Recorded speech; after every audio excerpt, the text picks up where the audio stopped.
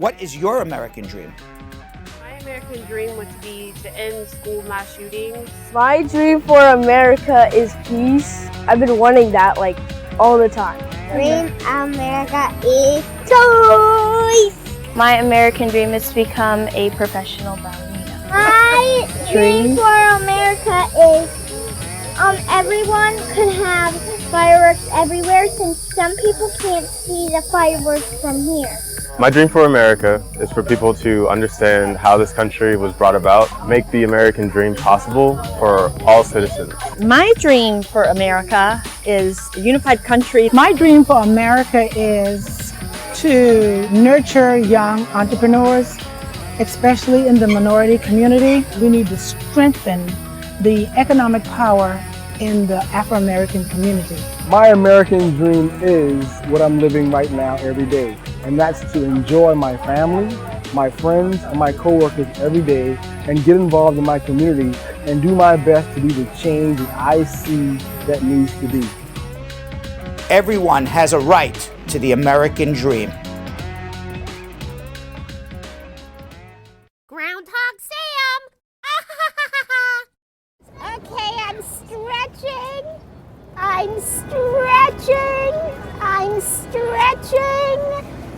Crunch time. 8,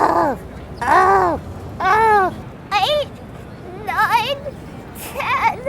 Am I looking any slimmer? I don't know, I can't tell. Oh, hello everybody. Groundhog Sam here. Out on this beautiful day, getting involved in the Brad Challenge. In case you missed yesterday's episode of Brad Show Live, Brad gained 2 pounds instead of losing 2 pounds after the holiday weekend. Or you all remember I've been training him to be able to do exercises in the office. 1, 2, 3, 4, 5. Oh, Sam, this is ridiculous. Great job! Great job! Touch! Oh! Can't see, Brad! Then I'm not doing a very good job, and maybe because I haven't really been doing the Brad Challenge. So I'm doing the Brad Challenge right now. Okay, more crunches. God, Brad gained 2 pounds. That's like he gained a whole groundhog. Not good. I'm just getting in shape, saying hello to other people as they walk by. I think they think it's a little weird that there's a groundhog doing calisthenics in the park. But then again, it's New York. Anything can happen. I used Brad's headband. I hope he doesn't care. You know what a germaphobe he can be. But you know what? A little groundhog sweat never hurt anybody.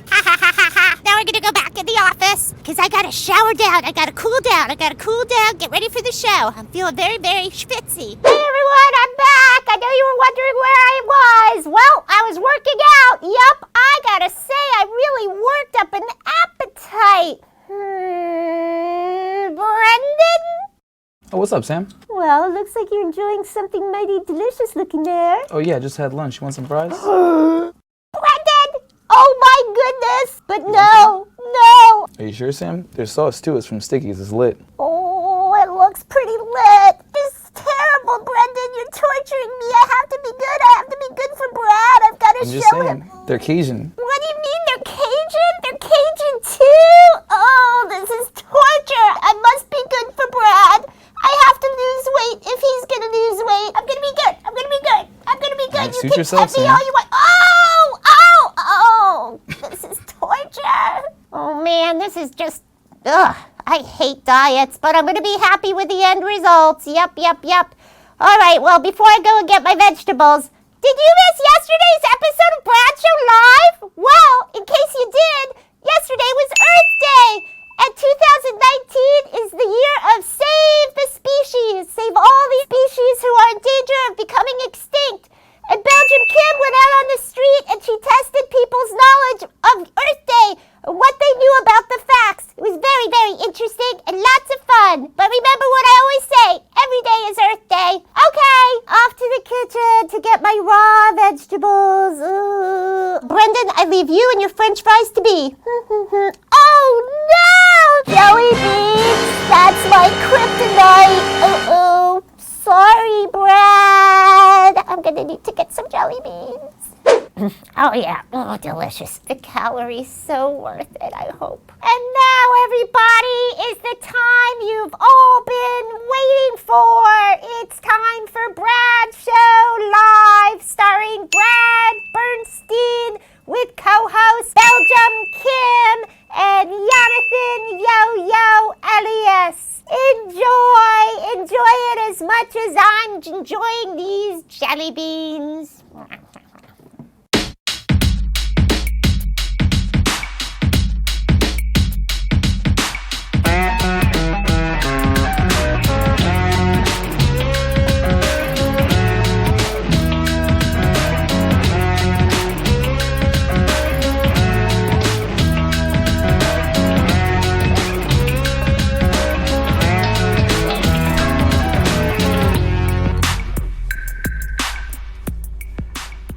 Welcome, everybody. Tuesday, April 23rd. It is Brad Show Live. I am live. Belgium Kim is live. Yes, he is. Jonathan Yo-Yo Elias not so alive. He's alive. Kind of. He's alive. It's cuspy. Cuspy. It's on the cusp. It's pretty cuspy. All right, let's not get carried away. He will live. He will live. But at the moment, he looked a little ghosty. Whether he feels alive He looked a little ghosty when he walked in. Yes, he did. So he looked a little ghosty when he walked in. So I said, walk right out of here. Right. I don't know what happened to him since. But he's going to be in the social media room trying to recover. Wow, he is? Yeah, hopefully. Y'all, that is really a man that's doing above and beyond. He is. That is above and beyond. He gets a standing ovation. Yeah, he does. All right, Yeah, he gets a standing ovation coming in. We love you, Yo-Yo. As sick as he is. Yeah. As sick as he is. That's right. And we're so sick, we didn't want his germs. We threw him in the social media room. That's true. We gotta say. So please wish everybody Yo-Yo that he feels a little better. He came in, he was a real trooper. He came in. I mean, he did. He looked like a ghost. I said, Yo-Yo, you should be in bed. You realize that now banishing him from this room because he's germy and putting him in the social media room will mean that one of us will inevitably, probably you because you banished him, will get sick. Like it's a karma thing. It probably is. Tomorrow, you think I'm white today? Wait till you see me tomorrow. Exactly. I'll be sick as a dog. That's all I'm saying. I'll be the whitest lawyer you've seen, right? Let me say hello to Willie L. Williams, Dane C. Welcome, Jessica Levy, Joelle says, "Squat up, my loves." We know a little bit about Jessica Levy. We're going to get to her in a few minutes. You stay tuned if anyone wants to know about Jessica Levy. I'm going to tell you a lot about Jessica Levy, right? Sandra Salinas, how are you? Tamika Nelson, what's up? Dion Watson says, hey, Brad. Hey. Cordella Douglas says, hey, Ava. DuVernay. Ava DuVernay, maybe? We do love us some Ava DuVernay. Maybe. Dion Reed, how are you? And Demba Sow saying hello. Denisha Castillo. And who else? That's all I see so far. Lisa Walker. And on YouTube. Demba Sow on both YouTube and Facebook. We have a lot of people watching on both now. Yeah, they can't get enough conversation on one feed. They need the conversation on both, which I love. Danny Contreras, how are you? Clive Stewart. Okay, this is going to be a little bit of a tongue twister for me, but let's see if we can get it. You're really good at names, though. Bola Waif Odeyemi. Maybe. Here's the thing, we got no one to fact check us, I have Brad. no way to We fact got check. no one to Bola tell Waif, us just yes. give me a thumbs up if I got it right. Ja Love, how are you? Carol, the Top Cat Tigers 2 Anderson, how are you? Gurpreet Kaur saying hello. He has a question. We're going to get to it in a little bit. Missy Jam Amateur wants to know, is it okay for? I don't know what it's. Is it everything? okay for? Everything is okay on this show. It is. All right. Princess Black, how are you? Theo says, hello, Brad Squad. Happy Tuesday. And she's following up with her question. Is it okay? And we're going to ask that. We're going to answer that question in our social media round. By the way, if you want your question answered in a more thorough way, you should do it now. Ask your question now in the comments, because we give preference to people who ask early. I will give a more thorough answer in the social media round as the questions come in later in the show. This is just strategy, Brad Show strategy. There is a strategy. There's a strategy to this. As the questions come in later in the show, they're going to get put into the speed round. And you know what happens in the speed round? It's 50 questions in 10 minutes or less. Typical. Typical. Of Brad Show Live. That's right. So if you want your question, so you got to think, you got to do this logically and get your questions in early. Back it up, Ricky. I don't think he's been here in the last few days. Back it up. Do you know that someone asked me the Maybe other he's day? been going forward instead of backing it up. Someone asked me, how did Back It Up how did BK Ricky become Back It Up Ricky? And Brad, I gotta tell you, I couldn't answer. Totally in the mind of Brad Bernstein could become Back It Up Rick, and BK Ricky turned into Back It Up Ricky. Only in his mind. Only. Juliet E also has a question. We're gonna get to that in our social media round. But right now, I have an announcement to make, Belgium Kim. Oh no! Today, I got on the scale for the Brad Challenge. It was a horrible weekend. It was a horrible weekend. Let's run the Brad Challenge. It was a horrible weekend. It was Easter and Passover. Right. My family, it was 3 days of big meals. My family kept saying, here, just taste it. Force feeding you. Force feeding me. Right. Cookies and cake. Obviously. All right. I'm now 178. I'm almost back to 177. The first week I lost 3 pounds. I put it all back on in 1 weekend. I've now, in 48 hours, taken 2 off. Maybe a lot of it was water weight. I don't know. Well, and also, that's not a bad rate. If you're going like up 3 pounds, down 3 pounds. Yeah, but I got to get to 162. Yeah. All right? You're not gonna do anything to lose I it. promised over 1,000 people in the Brad Squad I would do it. You did. Okay, and I don't go back on a promise There ever. are receipts. By the way, participating in the Brad Challenge is Marge Higgs, Tamika Nelson, Cordella Douglas, Kerry Ann Wallace, Angela Barrett, Cece Mitchell, Tanisha Walker, Kennedy Roy, Jessica Leamy, Princess Black, Rococo Chocolat, who came in yesterday, said hello to us. Carlos Estrella, Rude Boy, Danette Gray Downer, Utkar Ramalev, Duchess May, Rodrigo Silver, Lisa Bling, Rose. And how, does anybody even telling you how they're doing? Not a soul is telling me how they're doing. So basically, it's basically, it's like, Brad versus the world, basically. It's Brad versus Brad right now. Brad versus Brad. It's nobody's participating in this right. movie. By the way, some of the health benefits, just in case you want to participate. To convince people. Yes, you decrease risk of diabetes, lower blood pressure, improve cholesterol levels. Love Decrease joint pain. Love it. Decrease risk of stroke and reduced back pain. Love it. That's pretty fantastic. Meanwhile, we learned a little bit about Jessica Leamy, didn't we? We sure did. Every day now we have a new segment. It's called Get to Know a Member of the Brad Squad. We like to find out a little bit more than what we learned in the comment section. Yes. Today it's Jessica Leamy. Really, it's Just Call Me Joelle. Really? But we changed her name to Jessica Leamy. Jessica Leamy? Because when I first saw her in the comment section, I read it really fast. Right. And I didn't realize it was really Just Call Me Joelle. Right. And I'm like, who is this Jessica Leamy? And it kind of just... Once again, a Brad Bernstein moment. Yes. How BK Ricky becomes Back It Up Ricky. Exactly. Meanwhile, Joelle... Right. She has 2 twin sons, which I didn't know. Oh my God, they're so cute. Look at DeMarje, and I want to make sure I get the sons right. Right. And Camarje. Right. All right. They're 2 years old, but they believe they're 20 years old. That sounds about right. Yes, they're ready to go clubbing any day now. They all live in New York City. She has been listening to this show when we were on the radio in 2017. Yep. She heard us in a taxi cab. Wow. And the driver was listening to me on the radio because if anybody knows, this used to be a radio show before we turned it into a Facebook and YouTube show. Right. She was listening to 93.5 FM where I did this show on the radio since 1999. She was listening in 2017 in a taxi cab. And she looked us up and she liked our Facebook page. And since then, she has been hooked and she has introduced us to a whole bunch of people. And there you have it, Joelle, or as we like to call her, Jessica Leamy. Jessica Leamy. Yeah. And with that, Belgium Kim, can you please do me a favor? And I know Jessica Leamy tells her friends and family to watch, but maybe lots of people may not. And we're giving out really great information.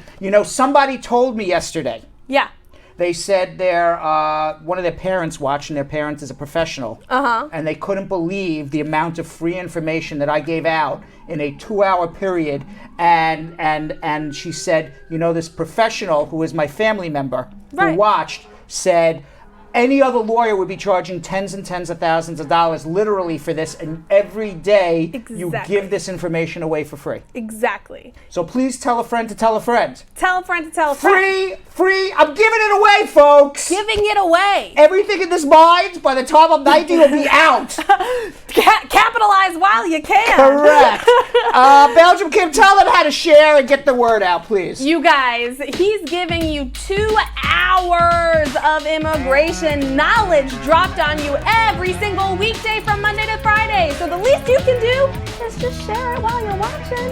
On Facebook, we want you guys to hit that share button. Share it into inboxes that as a private message and in groups that you're a member of. Share it as a watch party. You can start a watch party under that same share button on Facebook. And what that's going to do is send a notification out to all your friends that you're watching the show right now, and they can come chat with you. Also on YouTube, make sure that you guys are hitting that subscribe button, just like you guys on Facebook are hitting that like button, because we want you guys to get notified every single time we're live.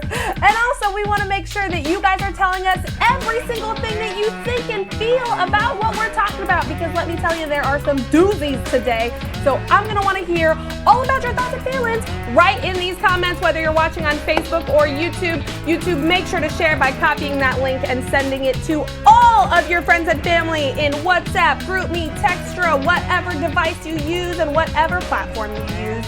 Just let them know where they can get all this free immigration advice right now. Because right now is the time where we're going to go to a little thing we call Schmoozing with Brad. Just a little thing. You did that all without taking a breath, Belgium Kim. Really hard without It's Yo-Yo. really hard. All right, maybe Yo-Yo won't be a ghost tomorrow, Please. and he'll come back well. Give me that breath support, Yo-Yo. Yeah. Yeah. Meanwhile, there was a powerful earthquake that struck the Philippines. Yes. Overnight, or maybe yesterday. Killed 11 I saw people, that. unfortunately. It was 2 quakes back to back. The first one was 6.1. It hit Monday night at 5:11 p.m. And then 24 hours later, a second more powerful quake hit, 6.4. The worst areas include Tacloban City, Leyte, and Catbalogan City in Samar. Now, Spar and Bernstein actually is maybe opening up a call center to answer our phones overnight there. Is that Yes. so? Wow. So we'll be doing that just in time when they rebuild. So we'll hopefully be helping their economy down there. Yeah, absolutely. And for those who say, why don't you do it in Jamaica? Because Jamaica and the United States are on the same time. We need different time zones, right? Different time zones. So social media posts on Tuesday showed buildings swaying, large cracks forming in the roads. I actually even saw a video, I don't know if we have it or not, of one building swaying, and I guess it was a very, expensive condominium. And on the top of the condominium was a pool, some billionaire's pool, and the water came flying over. Do we have that video? The water came flying over from the roof of this man's penthouse pool onto the street. It was crazy. It was like a waterfall. I don't know if we have that video or not. Maybe we don't. There it is. Is that crazy? Oh my God. Can you imagine? This is pool water from the penthouse condominium. That's crazy. How do you think that, I'm going to ask maybe what sounds like an ignorant question and say, how does that land? Is it like one super dangerous mass of water? I think it's a dangerous mass of water. It's not like rain, right? No, it's not rain. I was in Puerto Rico. Yeah. Back in November, and I went under a waterfall, and it was a tiny waterfall. It was not coming from 100 floors up in the air. Right. And I want you to know, it hurt. It hurt. The water coming down hurt. So you can imagine just being on the street, and that happens, and being in an earthquake, and then all of a sudden, you would think, I would think that I'm getting hit in the head with a brick. God, yeah. If you don't know what's happening to you, oh my God. Yeah. So meanwhile, classes at Manila de La Salle University are being suspended. Buildings are being inspected. The Philippines is considered part of the Ring of Fire. It's a zone of major seismic activity. Hopefully that's the end of the hopefully that is the end of the earthquakes there, and we're very sorry for the people who lost their lives or were injured. Absolutely. More sadly, or just as sadly, it's always sad when anybody dies. Sorry. In Sri Lanka, the number of people killed has increased to now 321 confirmed dead, over 500 injured, including 4 Americans, 3 or 4 children of famed Danish billionaire Andres Holch Pavlison, who owns an online company called ASOS. I never heard of this. Oh yeah, ASOS. I love ASOS. You know it? Yeah. So 3 of his 4 children are dead. You know what? You can have all the billions in the world. Your children die. What good is it? What good is it? What good is having all those billions if you had 3 of your 4 children die? And that's so much of your family at once. You can't live life. Oh you can't live life. It's very sad. Yeah. The Easter Sunday bombings were in retaliation for the bombings at the mosques in New Zealand. Yeah. It was confirmed by ISIS that ISIS had coordinated these attacks. They say it is in retaliation for the crazed New Zealand man who bombed the mosques in New Zealand. They purposely went after Christians, and they purposely went after hotels where Westerners were staying. Oh my God. Now, what is really sad is if you remember the bombings in New Zealand, almost every person in the world condemned it. Right. New Zealand, the Prime Minister condemned it. He condemned it to such a level that he took every machine gun off the streets of New Zealand. Yes. People came out in support of Muslims in New Zealand. Why in the world is this a retaliation? Right. The first mass funerals were held at a damaged church in western Sri Lanka where as many as 100 people were killed. Many of the coffins were children. The attacks were carried out by 7 ISIS suicide bombers. 24 suspects have been arrested. The FBI is investigating, but what is really, really sad is that Indian intelligence had told the Sri Lankan intelligence 10 days in advance that a bombing was going to happen, and even gave the name of the man who they have on video walking the bomb into one of the churches. Right. They were given the name of the man who was the suicide bomber, who they have on video walking into a church 10 days before this happened, and they did nothing about it. Ugh. Meanwhile, the FBI is busy because not only are they investigating now the Sri Lanka, and by the way, so much for Donald Trump saying ISIS has been defeated. Right. I mean, I thought about that one too. What do you mean ISIS has been defeated? And ISIS took responsibility for this. That's correct. So I just can't understand how, and honestly at this point it really feels like a religious war, and that is starting to be very scary. Knowing that a mosque was attacked and in retaliation we attacked these churches is a really scary world to And live by the in. way, Richard Stewart, you are right. I said a he, and it is a she. The Prime Minister of New Zealand is a she. Sometimes I get carried away. Man, you ever notice how in like errors like that, and I really appreciate people calling us out for that. If I make an error, I'm happy to, But I had never seen Richard Jason Stewart. But Richard before. Jason Stewart is on top of it. The comment closet. And Yes. Be like, yo, hold on. Right. Thank you, fam. You know like how Marge Higgs is our resident statistician? Richard is our error our fact checker. Fact checker. Yeah, he is. Yes, thank you very Richard. much. He's our unpaid fact checker. So thank you very much, Richard. What a team of volunteers. Yes. Meanwhile, the FBI has arrested a right-wing militia that detained migrants in New Mexico. They arrested the leader of the United Constitutional Patriots. It's a right-wing militia that held 200 Central American or Mexican migrants who were applying for asylum at gunpoint. Disgusting. And they claimed that they were making citizens arrests. The United Constitutional Patriots recently uploaded the video of their armed members detaining children and their parents at a stretch in New Mexico desert near El Paso. Let's watch the video quickly. There it is. Oh my God. Now, members of this group have been camped near the border since November, hoping to shut off the flow of immigrants crossing the border. This week, state and local officials issued warnings to the group after the video surfaced, suggesting that if they were stopping anybody at gunpoint, they themselves would be arrested because what they were doing was absolutely Right. illegal. Hector Balderas, the New Mexico Attorney General, said the arrest by the FBI indicates clearly that the rule of law should be in the hands of trained law enforcement officials, not armed vigilantes. Meanwhile, this is the same group that has also had plans, although they never actually went and actually did anything, but they certainly had written plans that I read in the newspaper too, to assassinate Obama and Clinton.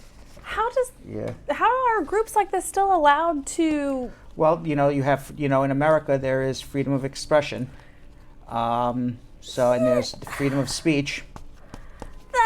That line is so fine of what is expression and speech and what is just violence and terrorism. And this has been going on since the 1970s. Oh my From the God. 1950s. I mean, if you think about it, there's been militias trying to arrest migrants who've been crossing the border from Mexico, and it even traces back to the Ku Klux Klan. If you think about it, right? I mean, yeah, that makes sense. And even then, they weren't really disarmed. This is President Trump, I don't know anything about this yet. I'm just reading this card for the first time. I didn't see this. okay. But it's possible. I assume it's happening because it's on my card. Right. The President Trump is having a crackdown on visa overstays. I would find that hard to believe. He has signed a memorandum today ordering the Secretary of State and the Secretary of Homeland Security to submit plans to him in 4 months how to punish countries, entire countries, where a percentage of people from those countries overstay on their visas. Right. Whatever punishment Yeah. the United States, because the United States can't go out and fine individually people. Right. So maybe a punishment would be fines, reducing visas, trade sanctions. I don't know. Okay. But whatever punishments the United States is going to give to a country, the United States better expect an equivalent punishment back. Mm-hmm. And it may not be worth it for somebody who just overstays on their visa. Exactly. That's I don't know what this is all about yet. It could just be a bunch of PR. Trump likes to say, I'm going to close the border, Right. and he never does. Right.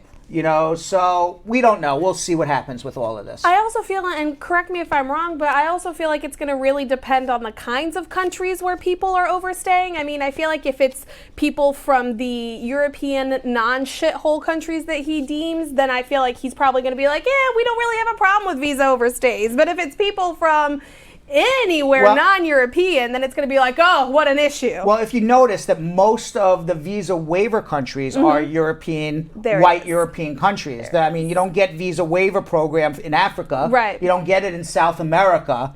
And for a majority to qualify for the visa waiver program, you have to have, I don't remember what the percentage was, but I think it's less than 3% of your population statistically has to overstay. I got in it. order to qualify for the visa waiver program. Meanwhile, there's a weird thing happened at the Easter egg tradition at the White House on Monday. President Trump, he rolled out the Easter egg bunny, and they had an Easter egg celebration at the White House. He invited children. Presidents do this every year. Right, yeah, the Easter egg roll. And he delivered a speech to children. To children. To children. Trump in a speech to children. That's Right. going to be great. We have a picture we have a video or a picture? What do we got? Neither? Okay. So we have a video. And the video basically says he says to kids, right, for Easter, right. He doesn't give a nice little cute speech about Easter and the Easter bunny who's sitting next to him. Right. He gives a speech. He says, "We're complete." Oh, here, watch the speech. Watch. We are completely rebuilding our military. It was very depleted, as you know. A lot of the military folks can tell you, and it is being rebuilt to a level that we have never seen before. This is what he said to a bunch of kids at an Easter egg hunt. The Easter bunny behind him is the best part. Look at that bunny. What is going through that Easter bunny's head? Unless that's Stephen Miller dressed as the Easter bunny, he's got to be like, this is the craziest Easter I've ever seen in my life. What a weird gig. Oh my! What a weird gig to get. Oh my God! Can you imagine? And then he also remarked to a child attending the event, saying, "Here's a young guy who said, keep building that wall. Can you believe that? He's going to be a conservative someday. I'm sure some kid told him to keep building that wall. Well, I would like to nominate the Easter Bunny formally as one of Time's 100 People of the Year, since that is currently happening. All right, so we got to get to our immigration questions, Belgium Kim. Before we get to our immigration questions, I'd like you to ask everybody, while I stretch and get ready for immigration questions, I'd like you to ask everybody to please share this one more time, because we will be giving out a lot of free advice and a lot of free information in about 45 seconds from now. Listen, a lot of you have listened to what we have been saying, because so far we have 122 shares on the Facebooks, but we need more, because we want every single one of your friends and family to know about this show. How do they do that, and how can you help? Well, you start by hitting that share button. On Facebook, you hit the share button and you share it as a private message. You share it to groups that you're a member of. And most importantly, you can even start a watch party, which will give a notification to every single one of your friends to come in and join the fun right this second. On YouTube, we want you guys to make sure to hit that share button as well. Copy the link and send it as a WhatsApp message, Textra, GroupMe, whatever messaging platform you young children are deciding to use these days. Make sure to share the link on that bad boy. And finally, just like that little graphic is showing you, make sure to like and subscribe on both Facebook and YouTube, and hit that little bell to make sure you get a notification every single time we go live. Now, we are about to start taking your phone calls right this second, so make sure to be leaving those questions in the comments and letting us know what you think about all the callers and their crazy situations in the comments on both Facebook and YouTube. And for now, the time you've all been waiting for with much anticipation, it's going to be the time you have answers to your questions in something we call Getting Answers to Your Immigration Questions. Getting answers to your immigration questions. It's really self-explanatory, Belgium It's really Kim. as far as I can go. You think I could get it, Brad? You really think I could? Yes, it really is self-explanatory. Something we like to call, I'm going to answer your immigration question right now. them. All right, we have an unknown caller from San Francisco. Hello, San Francisco. Hello. Hi, how are you? Good. What's your question? How are you? Wonderful. What's your question? Hi. What can I do? Because I overstayed here in America and I just gave birth last January, so my visa expired last year, December. All right, so you're an overstay, and you're asking me to solve your entire life in a 30-second telephone call. It is absolutely impossible to do. The fact that you gave birth doesn't help you by overstaying 6 months. It doesn't make you any more legal. It doesn't give you any more justification to stay here. But in essence, you really need a consultation to figure out how you can get a green card. And that takes like 15, 20 minutes, because 30 minutes sometimes, because we got to figure out your entire life. So hold on one second, okay? The how do you get a green card questions, I can't answer as much as I want to. I can't. It's not possible. It's impossible. It's not possible. Not possible. Let's go to Tommy in Staten Island. Tommy. Yeah, hi. How you doing? Mark. How you doing? I have a question. I have an approved vowel since May 2016. Right. And I applied to adjust my status, but up to now I didn't get nothing. What do you mean up to now you got nothing? When you got the vowel approved when? May 2016. And when did you file your adjustment? 2017 November. Okay, so now you're waiting almost 2 years, right? Yeah. Have you been watching my show at all, or are you kind of like a new viewer? I think I'm a new viewer. Okay, so about a week ago, we did every day a segment called Abadir Sues the Government. And what we were talking about is that in your case, and like many people's cases, when you file an adjustment application, what you're saying to the government is, I'm eligible for my green card immediately. Schedule me for a green card interview. And really, under the regulations and rules and under fairness and reasonableness, the government should schedule you for an adjustment interview and grant you a green card in less than a year. It really should be 6 months, but certainly should be less than a year. And what we were talking about in Abadir Sues the Government is that the government is violating everybody's rights by stretching out these cases 2 years, 2.5 years, or you go on an interview and they say, you'll hear from us, and then you wait another 6, 9, 12 months and you don't hear anything. In your case, you're almost 2 years into this already. So what we're saying is you have two choices really. You can sit on your hands and do nothing and be frustrated. And there's really nothing. I mean, you can call the 1-800 number and say, "Hi, this is Tommy from Staten Island." Okay, right? They don't do anything for you. They'll say, "Okay, we'll pass your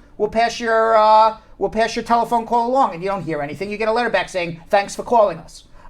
You can contact your congressman or senator, but they don't care about you, first of all, because you can't vote for them. And number two, they don't have any power at the Department of Homeland Security. So all they're going to do is write a letter, and Department of Homeland Security is going to write a letter back, and they're going to tell you in 3 months, you got to wait.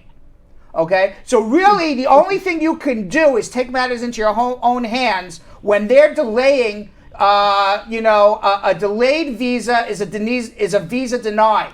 Okay? They have ruined at least 12 months of your life already because they haven't granted you a green card. You can't get that year back. You can't get that year back of your life, and you're entitled to your green card a year ago.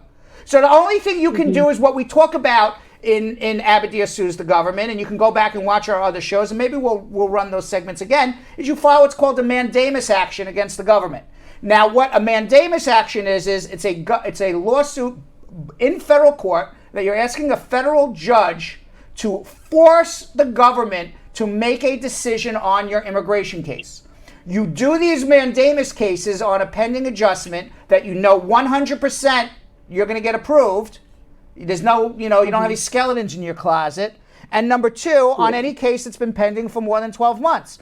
We had a lady come in the end of February, heard us on my show, came in, hired us the end of February. I'm not sure the exact date in which Abadir, sometime in March, filed the mandamus, but it took like a week or two, I'm sure, to put the lawsuit together. By the first week of April, within 5.5 weeks from the time she hired us, she had a green card in her hand. And she had a pending her adjustment. She went on an interview and didn't get a decision for 3 years. Now, your mandamus is to force them to get an interview, and then trust me, when a federal judge is overseeing this, they're going to grant you the green card right there on the spot.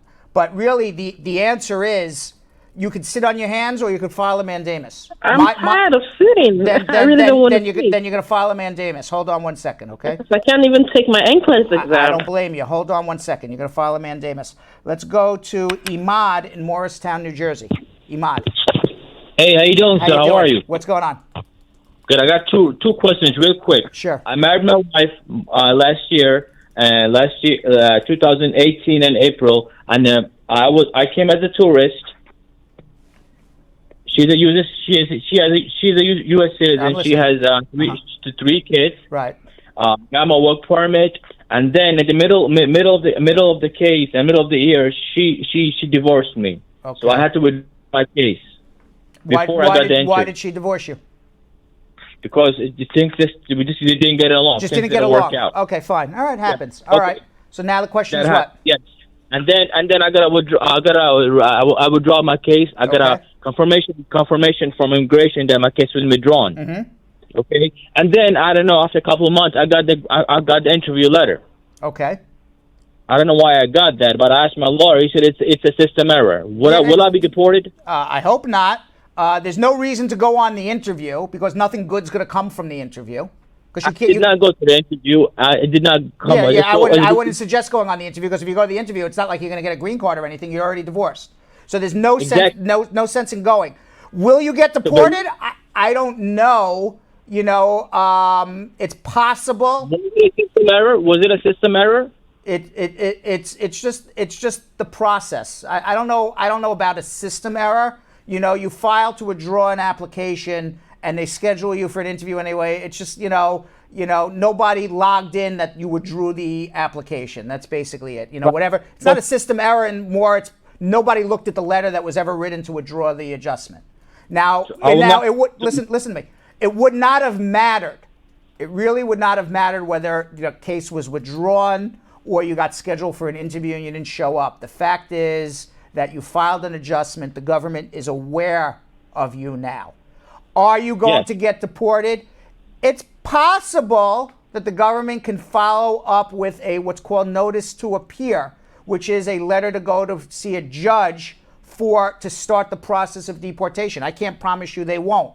What I would suggest you do, instead of worrying about whether you will get deported or not, is maybe take things into your own hand. You live in New Jersey. I'm in Manhattan. I don't know if I have an answer for you, but it's worthwhile to have a consultation to see what options you have. So hold on one second. Oh, you have question number 2. Sure. Yes, question number 2. I have my new girlfriend. I'm married to her for a couple of months now. She gets Section 8 and food stamps. Will that affect my case? If you marry her, getting food stamps. I married her already, but I didn't file yet. Okay, so she's not your girlfriend. She's your wife. She's my wife. That is correct. Yes, All right. sir. So yes, getting government assistance. She can't afford to support herself. Then she can't afford to support you. Your case would be denied. So she has to get off government. Certainly food stamps. We can talk about Section 8, but certainly food stamps. Yes. But she gets a little bit of Section 8 and a little bit of food stamps. A little bit of food stamps is a denial. Okay. All right, because she just for a little bit can't afford to support you. Just a little bit. That's all that matters. Hold on. I have a heavy level of support. Imad, what words did you not understand that came out of my mouth? If your girlfriend gets government assistance, you're arguing with the wrong guy. I'm on your side.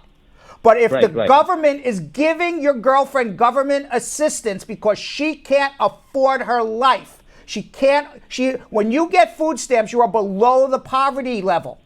You are below you are below the poverty level. You can't subside. You don't make enough money to feed yourself.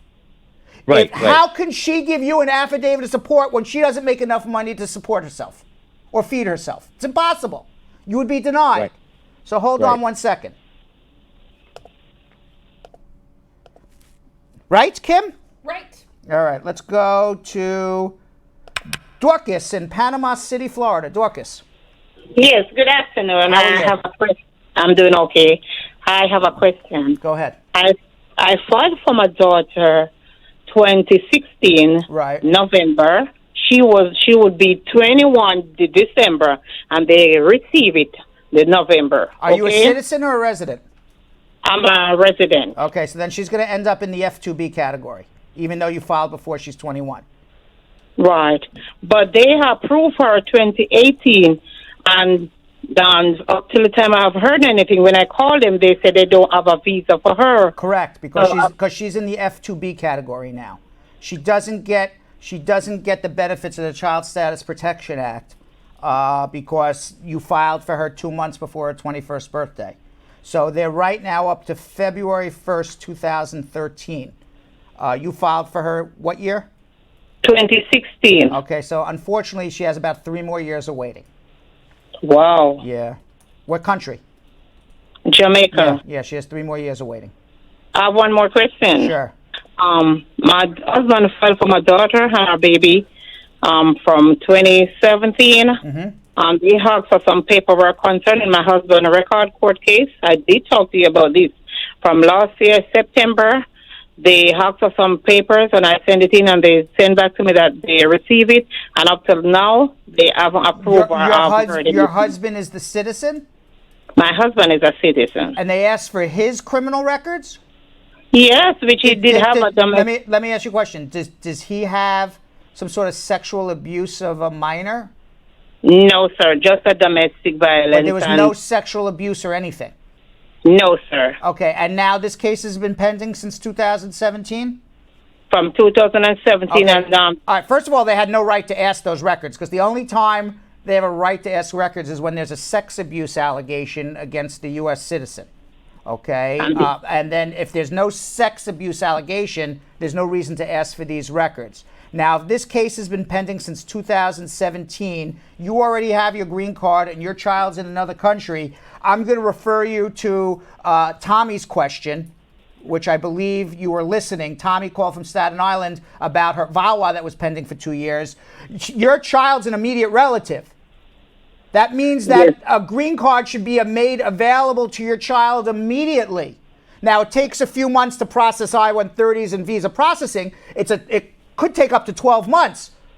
But now it's almost 2 years or maybe even longer, and they're asking for criminal records for your husband that have nothing to do with the price of eggs in China. That's right. So you're in the same boat. You can call them and get frustrated. You can go to your congressman and get frustrated. You can file a mandamus and push this case along. Hold on one second. Hold on. That's what you need to do. Hold on. I'm telling you, a mandamus. Hold on. Because other than that, you're going to sit around forever. Let's go to Sabrina in Homestead, Florida. Sabrina. Hi. How you doing? Question. I have two questions for you. I've done an adjustment of status that was filed the end of February. I already did my fingerprints, and domestic violence occurred. And based on my research, it said that I should do a VAWA. So my question to you is, would I receive my work permit through this process, or would I have to wait until the VAWA starts in order to receive my work? Was the domestic abuse by a U.S. citizen? Yes. Okay, if you file the I-360 and the I-485 simultaneously with the work permit application, and you check off C9 as the reason why you're entitled to a work permit, you don't check it off, you actually write it in the form, you would get a work permit. Mm-hmm. Oh, okay. So it doesn't matter if the VAWA process starts or not. No, the VAWA process has to start. You file the VAWA with the I-485. Okay, now Sabrina, what I would suggest, because you're asking these questions, and these are your basic questions, and a VAWA case is a difficult case to prove because you have to prove bona fides of the marriage, good moral character, and that there was abuse, and then know how to properly file everything. Right. I would suggest at a bare minimum, you hold on for a consultation, at a bare minimum. Okay? Okay. Hold on. No problem. All right. Let's go to Deanna in Brooklyn. Deanna. Hi, how are you? How you doing? Good evening. I have a quick question. Right. Anyway, you're doing a good thing. I remember 2016 you helped me to remove my condition and get my... Good job? So, yes, very good. Thank you. Good. Quick question. I got my citizenship in 2019. My son was like 16, almost 17. He has his U.S. visa. Can I just apply for the N600 for him? You didn't get. You said a U.S. visa or a green card? No, he has his green card, but he has the U.S. passport because through me he becomes a citizen. So if he was, how old? When did you become a citizen? In 2009. Okay, so in 2009, your son was 16 years old and he had a green card and he was living with you. Yes. Yes. Do the N600. He's a citizen. So he have his U.S. passport because they tell me to apply for it. So I can just apply for the N600 now for him. Yeah, do it anyway because he should always have two forms of ID throughout life that he's a citizen. So there's no question about it. Okay. Thank you so much. Okay, you're very welcome. Thank you. All right. Let's go to Dion in Bridgeport, Connecticut. Dion. Hello. Hi. How are you? Hi. How are you? Good. What's going on? I just like to find out. I have my dad who's been out of the country for a while, and he has one of those green card that has no expiration date. Right. Now he's about 70 years old, and I'd like to get him back in the country because I've been taking care of him, and he was there for some family matters, and he wasn't able to get back here. When did he leave the country? I'll think about almost 10 years now. And you're a citizen? Yeah. Why did he leave the country? He had to take care of his mother, and there was some family issue that he had to stay with her, and she passed away. So now he's there, and I'm taking care of him. So it's hard for me to go back and forth, and I would like him to be here. He's not going to be able to come back on his green card because he's been out of the country for 10 years, and that's an abandoned green card. So if they know he's been out of the country for 10 years and he comes back, he's going to have a problem. He can do one of two things. He can go to the U.S. Embassy if you want to get him back here as quickly as possible. He can go to the U.S. Embassy and apply for a visitor's visa and say, here's my green card. I lived in the United States 10 years ago. I could have lived here my entire life with a green card. I chose not to. What better way to prove that I don't want to live in the United States, because that's all you have to do to get a visitor's visa is prove I don't plan on living in the United States, then I had the opportunity to live in the United States and I didn't. So almost every time you hand in an old green card, they'll give you a visitor's visa, and he can come up immediately. Okay, and then you can figure it out when he comes up here. Number two, you can do an SB1 visa. It's a little more difficult. I don't know if it would get approved because he's been out of the country for 10 years. What an Is that ST1V? SB. It's a special. It's for a special benefit visa, but really think about it as Spar Bernstein visa, but it has nothing to do with Spar Bernstein. But it's the same thing, SB. Okay, and what you do is prove I really never intended to abandon my permanent residence. These are all the things that I had in the United States. These are all my ties to the United States, and these are the overwhelming reasons or superseding reasons why I couldn't come back for the last 10 years. The longer you're out, the harder it is to prove, and then they can give him back his green card or an SB1 visa to come back and live in the United States as a permanent resident. You can always refile for him again. You can do that from there. You can do that from here after 90 days if he enters on a visitor's visa. So, I mean, there's options. You can hold on and we can have a consultation about it. So hold on one second, okay? Okay. All right, let's go to Christian in Sacramento, California. Christian. Hi. Christian, how are you? Hi, Brad. How are you? Good. What's going on? Nice talking. Anyway, I came in a tourist visa on a B1, B2. Right. Then I overstayed. Right. But I got an employer who petitioned me. 765, the advance parole and the adjustment of status was filed. But it was filed after you overstayed? Yeah. Right. And were you 245I? How long did you overstay? Let's start with that. I guess that was around 6 months after that. Okay, so because you can file under 245K, we never talk about it. You can file under 245K if the overstay was less than 180 days. Is that what you did? No, actually, I got my fingerprint last October 2018. You got the green card. Then on February, I received a RFP telling that what's my status during the 485 was filed. Okay, so all right, so that's all right. This is what the conversation I'm having with you. All right. So my question to you, okay, the general rule is if you overstay on your visitor's visa, you can't adjust your status on an employment sponsorship, but for two reasons. One is your 245I, which means that you qualified because you were the beneficiary, your parents were the beneficiary of an approved petition prior to 1998 or 2001 if you were physically here in 2000. All right, so if you may be 245I. There's also something called 245K, which says that if your overstay is less than 180 days from the time that immigration receives your adjustment application, only on an employment case, and you can show you were not working illegally at all during this time period, you can still adjust your status. So I will say, hopefully, your overstay was less than 180 days when you filed the adjustment, and hopefully you didn't work illegally, and then you would still qualify for adjustment. Other than that, your adjustment's going to be denied. But is there any relationship between the 485 and the 765? Because until now, I don't have that permit. What words don't you understand? You don't get a work permit if your adjustment's going to be denied. Oh, all right. Okay. In order for you to get a work permit, and the relationship between the I-485, which is the adjustment, and the I-765, which is the employment authorization, the relationship is I filed a properly filed adjustment. This adjustment application is a legal application. So what I'm saying to you is for you to legally adjust your status, it had to have been filed within 180 days. Then you would get a work permit. Then you would get an interview for your green card. But if not, they're not going to give you a work permit just because you filed a form. I understand. All right, so you need a consultation because you're basically, what I'm hearing is you're doing everything wrong up to this point. Other than calling the show. Calling the show was the first right thing you did. So hold on one second, okay? Thank you. All right, you're welcome.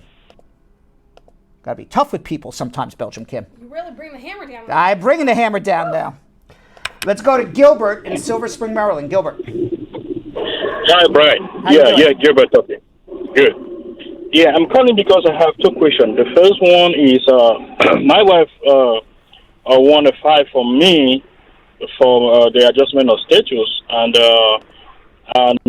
I have a question to ask about that because she been married 2 times before me, and back the day that was 2000. That was 2000. The first time she get married, and the second time she get married, I didn't work out. The second time she get married was 2004. She married other people, and both cases. Did any of these husbands get green cards? Yeah, those 2 people have gotten the green card. Okay, Yeah, and she divorced each, and now she's married a 3rd time. yeah. Okay, now when was the first green card? When was the first green card?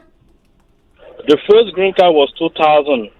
She married in 2000. Okay. The first green card came out in 2001. And when did she divorce that guy? And, she divorced the guy 1 year after. Okay, so she married in 2000. Guy gets green card 2001. She divorces him in 2002. When's the second marriage?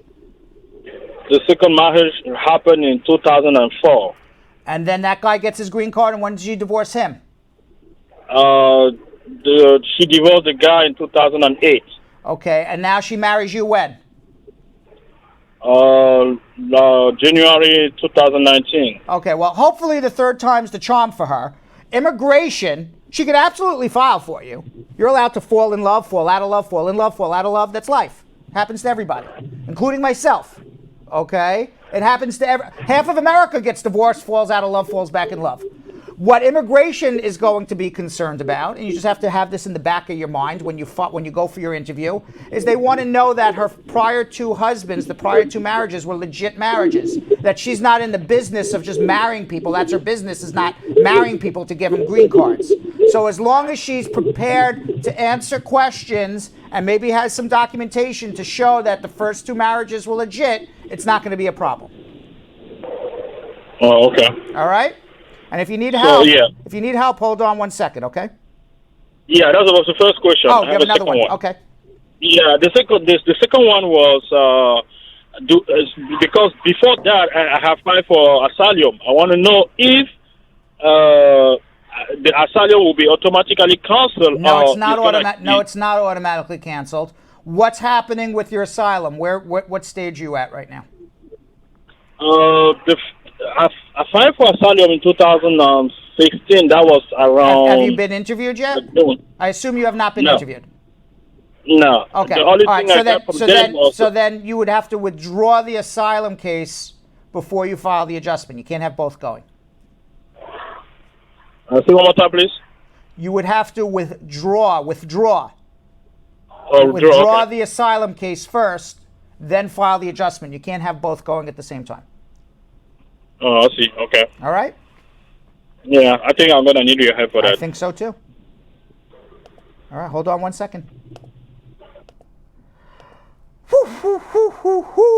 One of those days, Brad. Yes. You called it. I called it. You did. David in Dallas, Texas.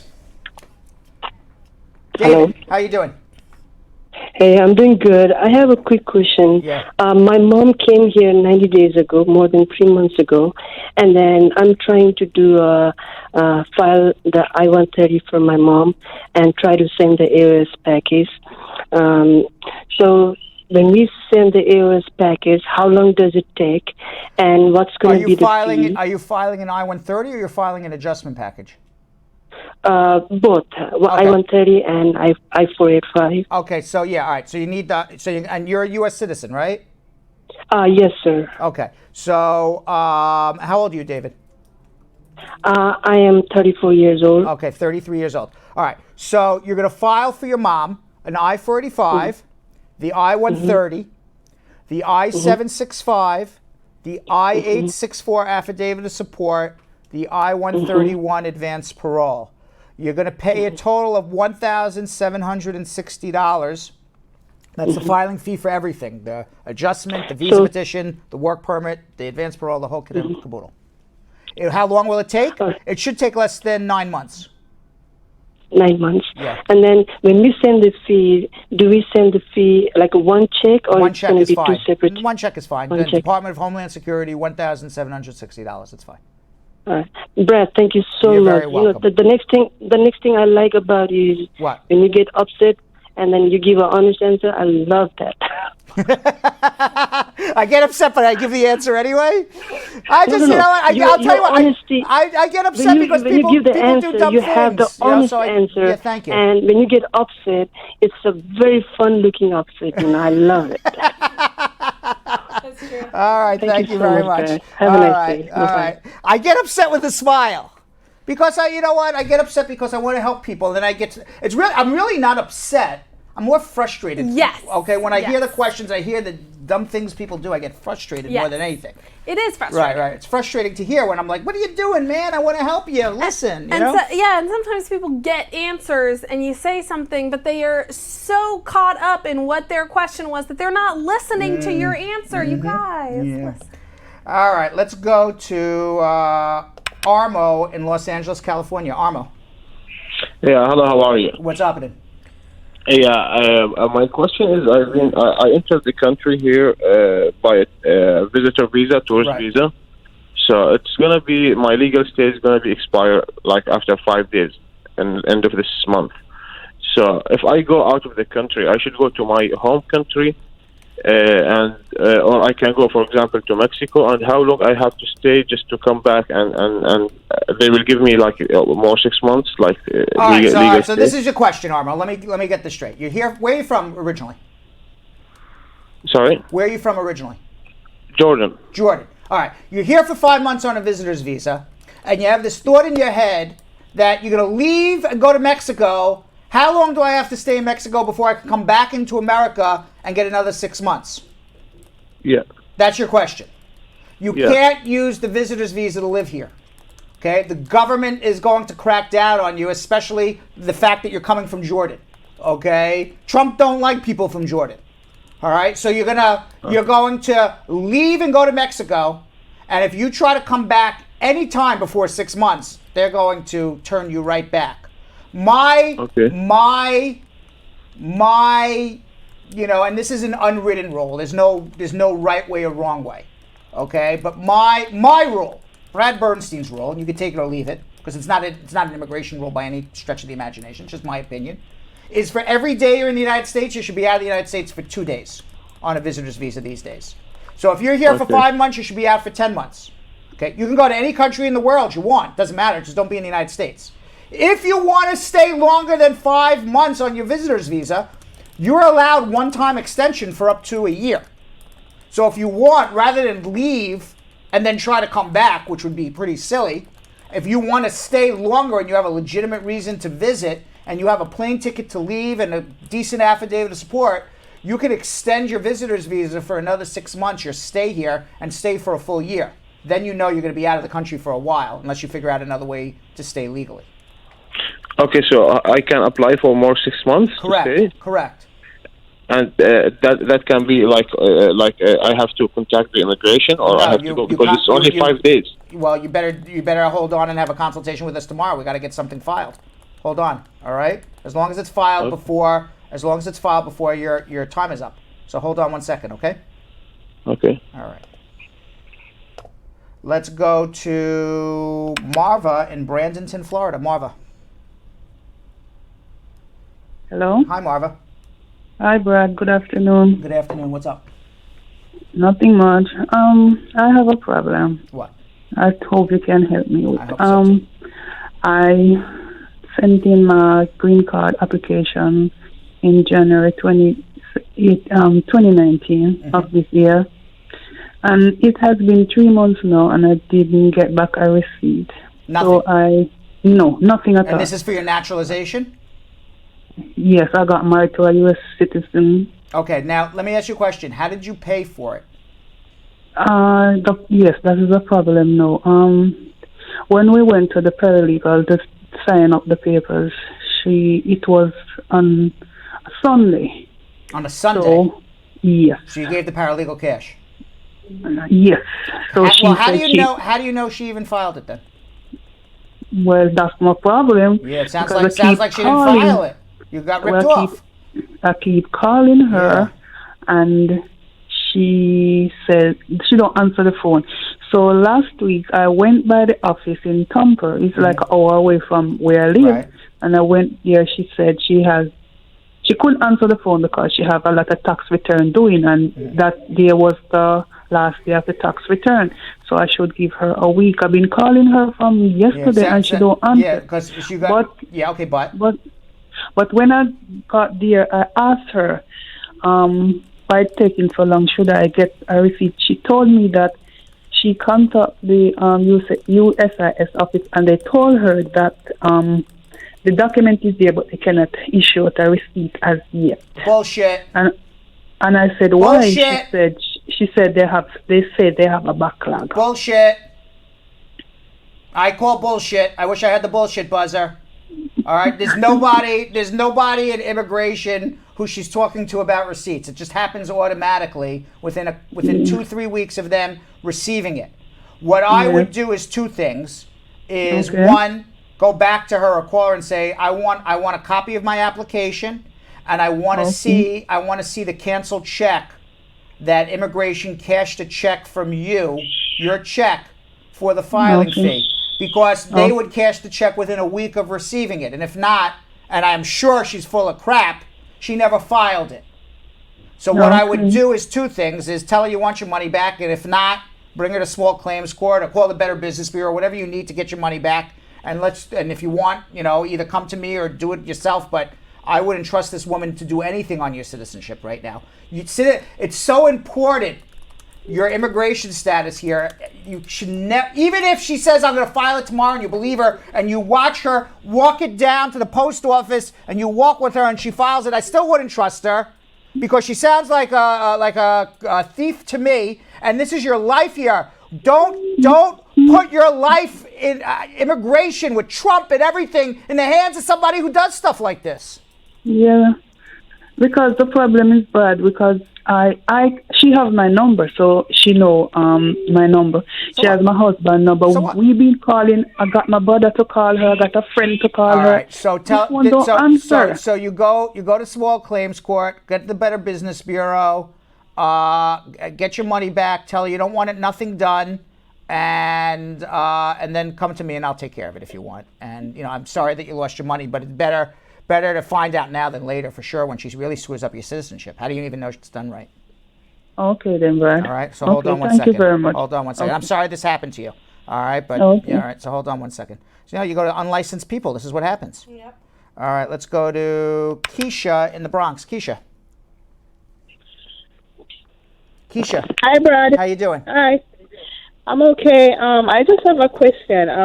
I filed my adjustment of status, and I get my appointment date from May. However, my daughter received her work permit and her social. I did not receive mine. But I got my appointment date, but my daughter did not get any. Should I be worried? You got your appointment date for a green card, but your daughter did not, but she got her work permit and you didn't? Yes. Should you be worried? I mean, it doesn't sound, you filed it at the same time, or you filed at different times? Same time. We filed at the same time. I just find that really odd. I'm not sure whether to tell you should be worried or not. I mean, be happy that you got your green card. Do you have a lawyer, or are you doing this on your own? No, I don't have a lawyer. All right. Well, definitely go on your interview, and then I would find, when is your interview? In May. Okay. The 3rd week in May. Okay, so go on your interview, and then at your interview, you'll find out what's happening with your daughter's case for sure. But it's nothing to be worried about, because New York is scheduling interviews for green cards before people get their work permits. I'm just not sure why your daughter didn't get an interview as well. That's really more my concern than anything. All right. So you think if she get it, she will get a different officer or a different date? Probably a different date. Or maybe they're going to waive her interview and just do yours because she's a minor. I don't know. Okay. That's possible All too. right. I don't know the answer because I didn't handle it. But definitely, it's nothing to worry about that you didn't get your work permit and you got your interview, because that's what they're doing now. Okay. All right. And then you'll find out what's going on with your daughter. My guess is, the more I'm thinking about it, my guess is maybe they're waiving your daughter's interview, and they say if you get your green card, your daughter will get hers because she's a minor. Is my guess. Okay. All right. All right. Okay. All right, Thank you. You're welcome. Let's go to Crystal in Springfield, Massachusetts. Hello. Hi. How are you? Hi, Uncle Brad. How you doing, Crystal? I have two questions. Yeah. All right. So, first one, my husband filed for his citizenship. He has his interview next week, right? His previous marriage, he had some issues with his ex-wife where, domestic violence, but they had it as misdemeanor, right? His last arrest was like January 2015. This is your husband? Yeah, it's my husband now. He's the citizen. Yeah, no, he's a green card holder now, but his citizenship interview is next week. If he has a conviction for domestic violence, I would not go on any citizenship interview because that's a deportable offense. But they said it was a misdemeanor. So what? Domestic violence is deportable. Who's they? I mean, when you went to court and stuff, they said it was misdemeanor. So you think that's okay then? No, I was just asking if you... So, Crystal, okay, this is my advice. Okay. The man has a domestic violence offense, whether it's a misdemeanor or not. And let me fill you in on something. A conviction for domestic violence is a deportable offense. If it happened within the last 5 years, he's not going to become a citizen anyway, even if it's not deportable, because it's bad moral character. Okay. You should never, ever, ever, ever, ever, ever, ever, with a capital E and an exclamation point at the end, go on any immigration interview when you've been arrested in the past without speaking to not a lawyer, a competent lawyer. Well, you know what the funny thing is? He used a lawyer, and they asked him for his disposition letters. And they were competent, okay, maybe a competent law. Okay. Maybe everything's okay, and I'm jumping to conclusions. And if I am, then wonderful. I don't know. But all I know is when I hear domestic violence, bells start ringing. Don't do nothing. Don't pass go. Don't collect $200 if you ever play Monopoly. Okay. And let's think this out. All right, because he may be deportable. This is how I think about citizenship. Let me tell you how I think about it with people with convictions, okay? You got to think ahead, all right? When you go for your citizenship and you have an arrest record, they're going to do one of three things. I wish I could do this. I have a hard time with this finger, Kim. I know. So I do it this. That's an okay. No, I do. This finger doesn't work for me. Anyway, it doesn't really matter. They're going to do one of three things. 1, 2, 3. Okay? One is approve you, and wonderful, you're a citizen. Okay, great. 2 is deny you and say, we're denying you because you're a deportable alien and therefore you're not eligible for citizenship. And then in that particular case, we would do an appeal because there's no such law as denying citizenship because you're deportable. There's only a law that says we're going to deny your citizenship because you are now in deportation. We're going to physically put you in deportation. Okay? So now I have to think as a lawyer. This is what a competent lawyer does. We look at your arrest record and we say, okay, if immigration puts you in deportation, are we going to win that case or are we going to lose that case? Because if we're going to win that case, or we think we're going to win that case, then we're going to file that citizenship all day long. Because even if they put you in deportation, the arrest was 25 years ago, you got a clean record, you're going to win that case all day long. Okay? And so they put you in deportation, I know nothing bad's going to happen to you. Or more likely what's going to happen is immigration's going to say, we're not going to put him in deportation because we know Brad's going to win the deportation case, or Joe the lawyer is going to win the deportation case. It doesn't matter who the lawyer is. So why would we waste our resources trying to deport somebody who can't be deported? It's like a prosecutor saying, I'm going to drop the charges because we can't get a conviction. But if I'm an immigration officer and I see a domestic violence and it happened recently, and the man's only had a green card for a few years, I'm putting that man in deportation all day long because I know he's getting deported. Right. So before you do anything, it's not about misdemeanor, it's speak to a competent lawyer. So hold on 1 second, all right? Let's go to Cindy in Nashville, Tennessee. Cindy. Hello. How you doing? Hi, I'm good. I have a question. Yeah. I'm currently dating someone, and we're thinking about getting married, right? But he has, like in his past, I think he spanked his child and stuff, and Wait. Who is this again? Say this again? Oh, no, the person who I'm dating. You're dating, your boyfriend. Okay, I didn't know if this was your boyfriend or your husband. Okay, now continue the story. Yeah, we're thinking about getting married. Okay. But because of his past, he had some cases, one of them being he spanked his child. Okay. And his Is he the citizen? girlfriend at the time. Who's the Yes. citizen? He is. He is. Okay. Is any of his cases have anything to do with sexual abuse? No. Then don't worry about what his past is. Does he have any warrant out for his arrest today? No, he doesn't. Then you're fine. Okay, as long as you listen. Any man who has a violent past, you always have to question: do I want to live with this man? Am I going to be safe? But that's your issue. I don't know the guy. He may be an angel for all I know. Okay, but as far as immigration's concerned, you're fine. That's fine. The only time you have to worry is if he has some sort of sexual abuse case. Okay. All right. Thank you so much. You're very welcome. Good luck on that. All right. All right. Thank you. All right. So Belgium Kim. Yeah. Woo! That was some callers today, huh? Yeah, there were All nonstop. right. I have a feeling like that's because everybody's watching us right now, bruh. Maybe. Hey. Yeah. All right. So we're going to get to our social media questions. So please hang in there in about 3 minutes or so. Before we get to social media, we have to catch up with Anna Escona, our correspondent down in Miami. According to Syracuse University's track report, the U.S. Immigration Court backlog has now grown by more than 49% since the beginning of the fiscal year 2017 when Trump took office. Okay, that means it's almost doubled, 49, well, not doubled, but almost doubled. Almost. That type of backlog leads to terrible mistakes by an overwhelmed court system, including an order of deportation for an 11-year-old girl from El Salvador who came to the United States with her mom and her sister asking for asylum. I assume that girl had no lawyer representing her. Our Miami field correspondent, Anna Escona, has something to say about this in another installment of That Just Doesn't Make No Sense, or Ain't Sense, or Any Sense. Hey friends from the Brad Show Live, I'm Anna Escona. 11-year-old Laura Maradiaga was issued to be deported without her family. Her mother, Dora Alvarado, noticed something wasn't right when she arrived at the immigration court in Houston with her 2 daughters, and the translator said that her and her 15-year-old daughter were listed on the docket, but 11-year-old Laura was not.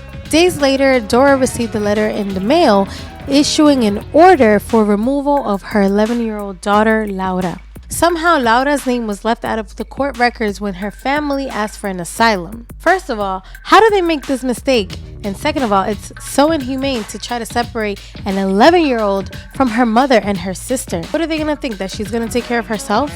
Or are they just going to throw her in a shelter with some strangers instead of keeping her together with her family until the case is resolved? First of all, what if Laura doesn't have anywhere to go back in El Salvador? We don't know her situation. We don't know if she even has family members left back home. And no form of family separation should be allowed, but this case right here is just ridiculous and very careless of the government and very careless of the Trump administration. The system should keep families together until a decision for an asylum is made. Not just go crazy around separating them and just putting names like if this is a raffle of who's going to get deported and who's going to stay here. And clearly, if this family is asking for an asylum, it's because their situation back home isn't safe. So the bigger issue here is trying to send a minor back home to bad conditions without her mother. Where does the safety of Laura come into place here? Have they thought of that? Dora and her family were escaping violence back in El Salvador, and Laura was being harassed by gang members who focused on young girls. And you guys wanted to send her back home. Knowing this, why wouldn't our country try to protect this family instead of sending them back to a dangerous situation? Instead of trying to help them and provide a better future for these 2 young girls and their mother. Because most likely, if they get sent back home and they don't comply with the gang members' rules, they're gonna get killed. And that will not result in anything good. Clearly, these courts lack in being organized because of Trump's overcrowded immigration courts. And either way, that is not a justification to make this type of mistake. So, Trump, your employees need to do a better job at handling these cases. Thankfully, the family was able to fight their case, and now Laura can remain in the States with her family until their case is solved. A judge put a stop to Laura's deportation case, giving the family attorneys a chance to fight their asylum case. Next time, courts need to be a little bit more careful because these type of mistakes can continue to happen. Many families can be put at risk of being separated when it shouldn't even be happening. And what if they don't ever get reunited? Thank God Laura can stay with her mom and her sister. Can you imagine the terror her mother and her 15-year-old sister must have gone through, thinking that poor Laura was going to be sent back home to El Salvador by herself without anyone to look over her? Anyways, that just doesn't make any sense. And it doesn't make any sense. And luckily, we understand now the courts realize their mistake. And for now, Laura can stay with her mom and sister while their asylum case is being handled. And this was apparently in the news, and I assume they now have a good lawyer who kind of straightened that one out. God. Meanwhile, before we go to our social media, we're going to answer all your questions in social media right now. I do have to remind everybody, you can follow me on @RealBradBernstein on Instagram. If you follow me and I know who you are, I will follow you back. I promise you that. Just like Glamma followed me, she asked a question. Cordella followed me, asked a question. I even think Jessica Leamy asked me a question. Maybe not. Maybe it wasn't Jessica Leamy. I forgot. A lot of the Brad Squad. If I know you as a member of the Brad Squad, I mean, you can follow me and watch all my exploits all over the world. Right. But if I know you personally from the Brad Squad, I'm following you back. We can chat all day. Yes. And you can also follow us at Brad Show Live. If you follow us at Brad Show Live, you're going to get a lot of the questions that you just saw today in our stories, as well as all of our full guests on our Instagram as well, and a lot of the back of the back of what's going on in the back, behind the scenes. Yeah. Thank you for filling me in on those words. I got you. Thank you very much. A lot of behind the scenes as well on @Brad Show Live. And Belgium Kim, where can we follow you? You can follow me on Instagram @Belgium Kim or on Facebook @Belgium Kim TV. Jonathan Yo-Yo Elias is about to be here. Normally he's right here. You're going to see him in a second. You can follow him @Jonathan Elias TV. And for all of our new people watching. And by the way, Belgium Kim, I was correct. Jessica Levy did confirm. She did. Yes, that she did speak to Uncle Brad on Instagram. Good. I said sometimes I forget everyone I speak to. You never know. Right. So I want to make sure to all of our new people watching on Facebook and on YouTube, we need you guys to hit the like button, hit the subscribe button, and hit that little bell right next to those, because that's what's going to give you the notification when we go live, so you make sure that you don't miss a show and you don't miss an opportunity to get free answers to your immigration questions.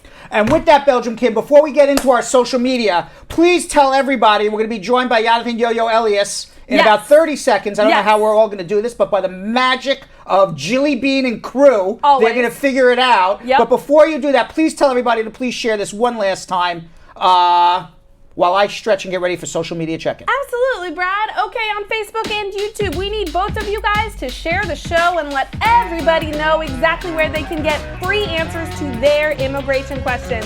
And that's by hitting that share button. On Facebook, you guys are going to hit share. You're going to share it as a private message. You're going to share it into a group that you're a member of, and you're going to start a watch party.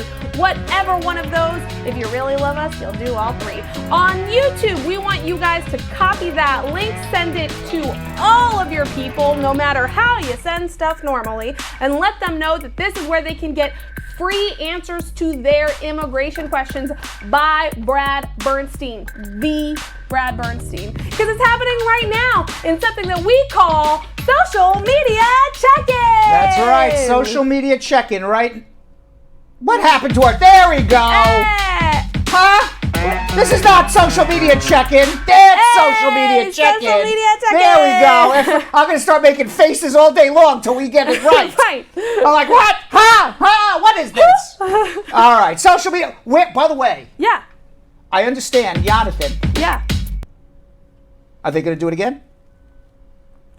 No. I think they are. I think they are. They're doing it one more time. One more time. Just to annoy me. Just because, Brad, that's what happens when you call the people with all the power out. That's right. Like, they got the real buttons. I understand that it's Brad Show Live, but they're pushing the buttons. All right, Julian, 1 second before we do social media. Go ahead. Julian, the TriCaster guy. I'm really sorry about yelling at you earlier today. I didn't mean it from the bottom of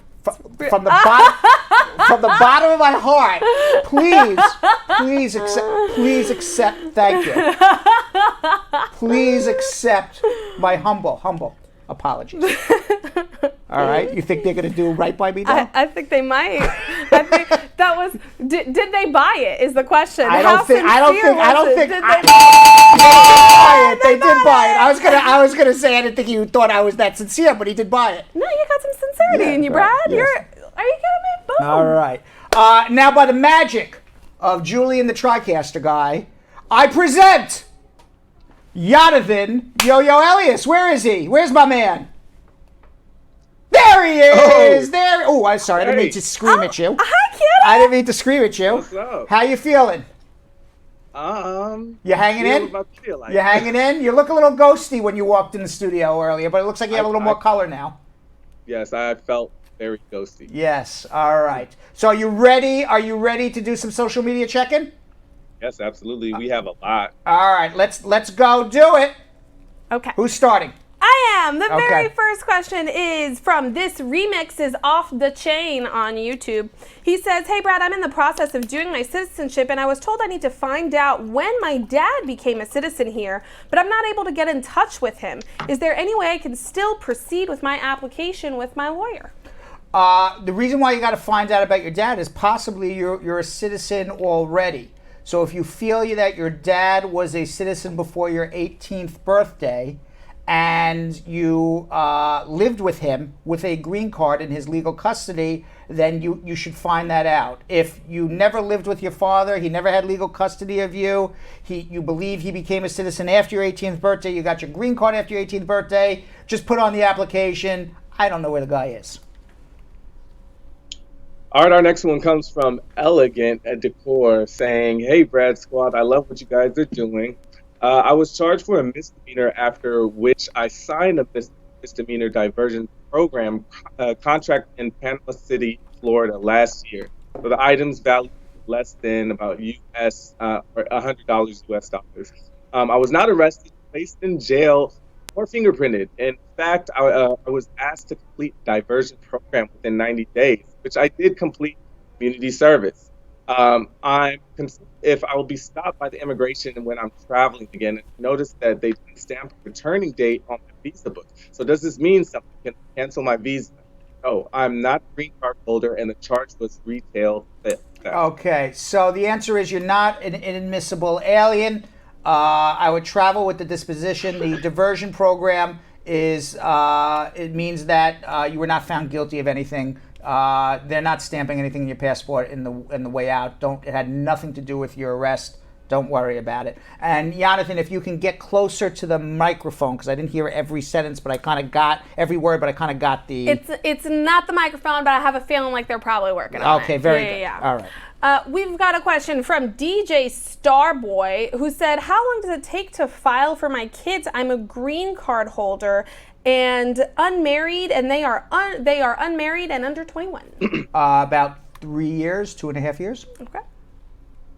All right. Can you hear me now? Nah, I can. Is it better? Much better.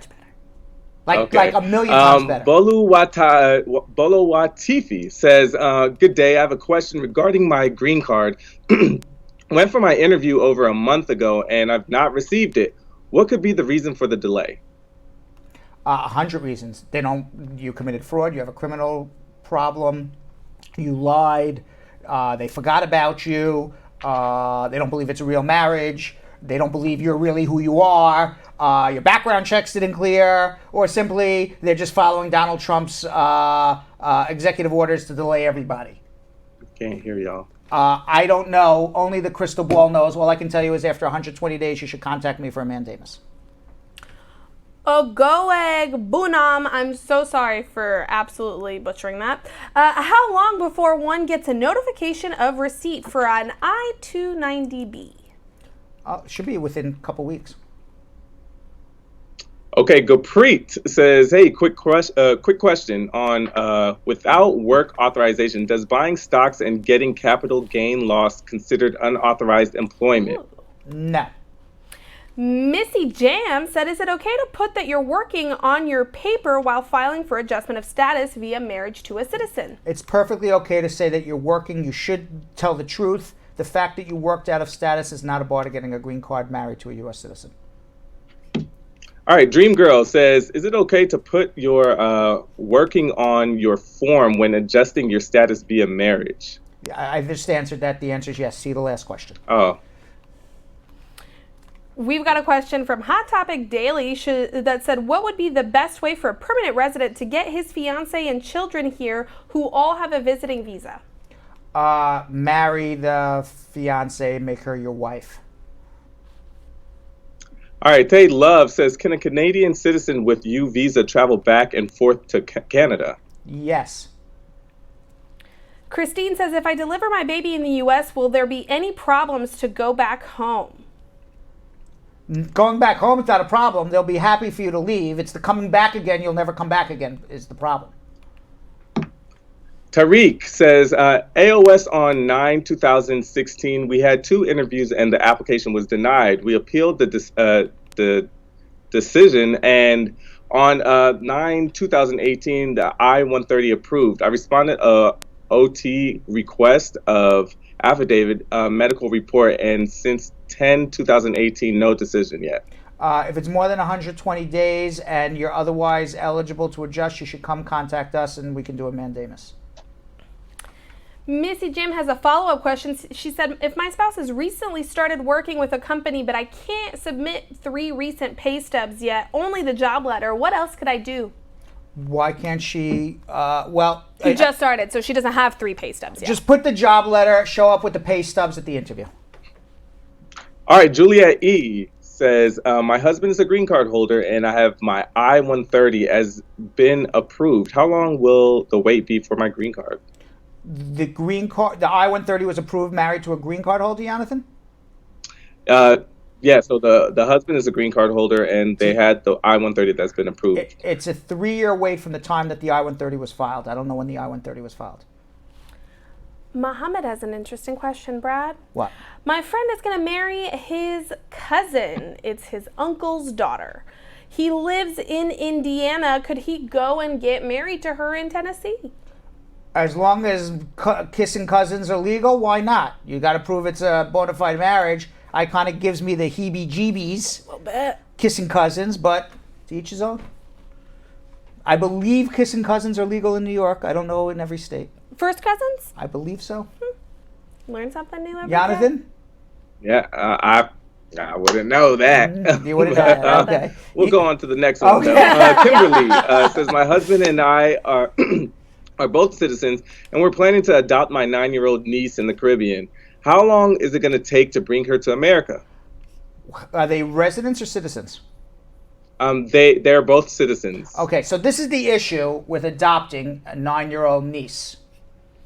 If the parents are alive and you go to the country, bless you, Jonathan, and you go to the country where the niece is living, when you go to adopt this child and you go to the parents and say, here, sign here for the adoption, you're never getting this kid here unless you can prove you lived with them in the same household for 2 years. The only way you're bringing a child to the United States, unless it's a Hague Convention country, and that's a different story, but most countries are not Hague Convention countries, and we can talk about which countries are and which aren't. Most of the countries in the Caribbean are not. You have to do it as an orphan petition, which means that you have to have the parental rights stripped in that country. You can't ask for consent, because if you do by consent, the child's not an orphan. You have to have the parental rights stripped in the country and then bring the child up as an orphan and do the adoption here in America. It's a very specific process. Don't do it on your own.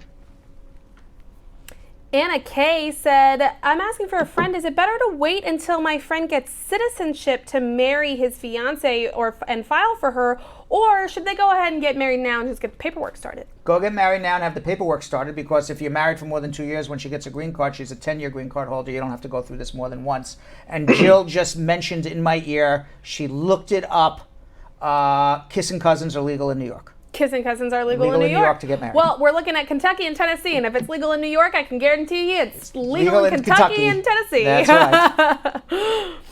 All right, Krista has a question. Hi, interview requirements for green card through marriage. Is cable bill, joint bank statements, joint credit card, life insurance as beneficiary, auto insurance enough to show evidence that we live together and prove we share financially? It's a good start. There's no definitive answer. That's enough. That's not enough. The more, the better. And certainly don't bring 1 month of statements, bring 2 years of statements.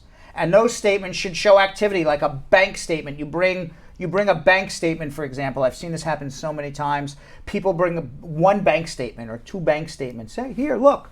And then those bank statements don't have a lot of activity on it. That doesn't show an economic relationship. What would show an economic relationship is 2 years of bank statements and activity every day. Money coming in from the husband, money coming in from the wife. They have a joint bank account. They're both writing checks off on that. That's economic activity. So it's not just enough, is this enough documentation? It's the economic activity that goes along with that documentation. Dari has a 3-part question.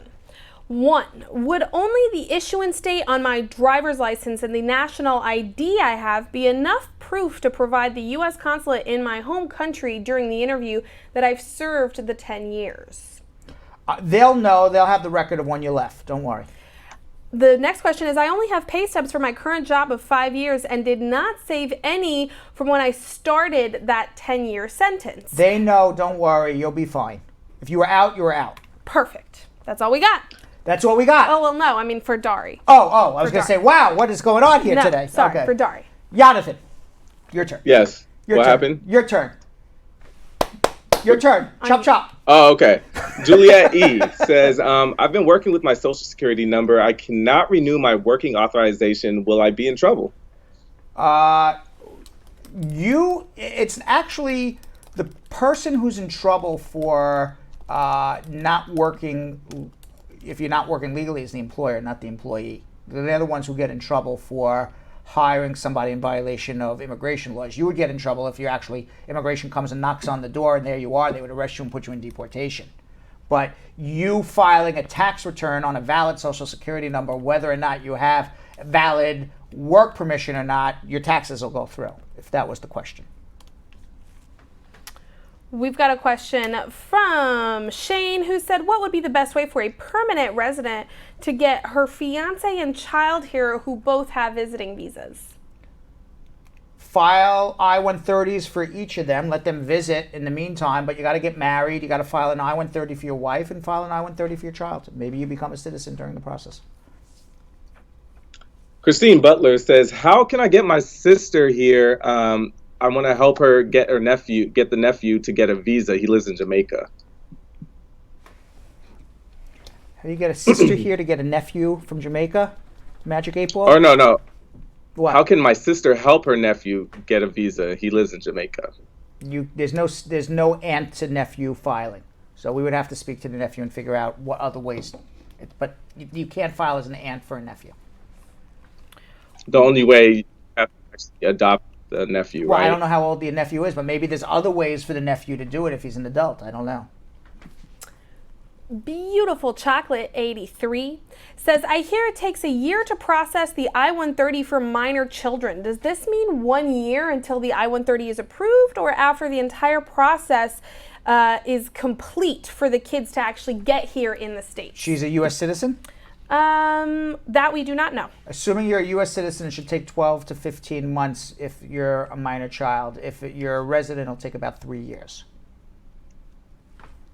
All right, Isaiah says, it's about my grandniece. She entered here as a tourist since 2013, and the next 5 months after she completed her 6 months stayed here in the U.S. And that's it. They did not say the rest, so... I think she overstayed. I think she overstayed her tourist visa. And she wants to be able to figure out how to get a green card. She needs a consultation. And that's all we got for right now, Brad. All right, Belgium Kim. We're going to come back with the rest of your questions in a few minutes in our speed round. But in the meantime, New York State is actually the first state in the country. I got to discuss this with people. It's the first state in the country that is barring ICE from arresting people in a courthouse. So unless there is a warrant signed by a federal judge, ICE is not allowed in the courthouses in New York State to arrest anybody. Now, recently, I spoke with a gentleman by the name of Brian McCormick. He's the executive director of the Columbia County Sanctuary Movement in upstate New York. His organization accompanies undocumented immigrants to court appearances just to make sure that they are not arrested by ICE. Now, Brian had accompanied 2 immigrants without legal status to deal with minor traffic citations. And he's not a lawyer, but he will soon be a certified immigration specialist, I believe. And he was captured on video, and it went around the internet, for refusing to open his car door on March 5th for an ICE officer who insisted that he had a warrant for arrest for these 2 people in the back. Now, Brian joined me recently to talk about his experience and to talk about what to do if ICE comes to your home, what to do, and we've talked about this, and I'm going to talk about it again after Brian's done. If they come to your place of business, if they come and knock on your door, and what the difference is between a warrant by Homeland Security, a warrant by an immigration judge, and the difference between that and a warrant by a federal judge. It's very important you watch. Let's watch. Brian McCormick is the executive director of Columbia County Sanctuary Movement in Hudson, New York. He was captured on video refusing to open his car door on March 5th to what an immigration and customs enforcement officer insisted was a warrant of arrest for an alien. McCormick had accompanied 2 immigrants without legal status to the courthouse to deal with minor traffic citations. They were in their car about 20 seconds when they were pulled over by ICE agents. Before the agent got to the car, Brian told one of his passengers to start recording video and reminded them of their rights. That video has now been viewed over 20 million times since it was released on March 8th. Brian is with us today to discuss the incident, his organization, and why it is so important to know your rights when stopped by ICE. Welcome, Brian. How are you? I'm doing well. Thank you for having me, Brad. My pleasure. Let's play the video first because it's very important to watch what happened. Let's watch. Mark, I'm going to put you on speaker. Those are not warrants of arrest, sir. Yes, they are, sir. Warrant of arrest of alien. Yeah, warrant of arrest of alien not signed by a judge. It's not a judicial warrant. I have no obligation to oblige by that warrant. This is a lawful warrant. Signed by a judge? Of the Immigration and Nationality Act, and an official designated with that authority. Are you hearing this, Mark? Yeah, I'll tell him I'm on my way. Our attorney's on his way. Okay. What's that gonna... That's not a warrant. That is a warrant. No, it's not. It's a Department of Homeland Security order. It's a warrant. Okay. No, it's not a warrant. It's not a warrant under the Constitution of the United States. It's a warrant under the Immigration and Nationality Act of the United States. Okay, that's fine, but it's not under the Constitution. You have no jurisdiction over me as a citizen. I'm the driver of this vehicle. Okay, are you familiar with Title 8, Section 1324 of U.S. Code? Somewhat. Somewhat. In what regard? I'm studying to be a Department of Justice accredited representative, so I've been through trainings. Okay. And I have copies of actually in this box right here, I have a copy of a real warrant and a copy of that, just so people know not to listen to that. Okay. So you're aware of the statutes governing transporting and harboring illegal aliens in the United States? I am. Okay.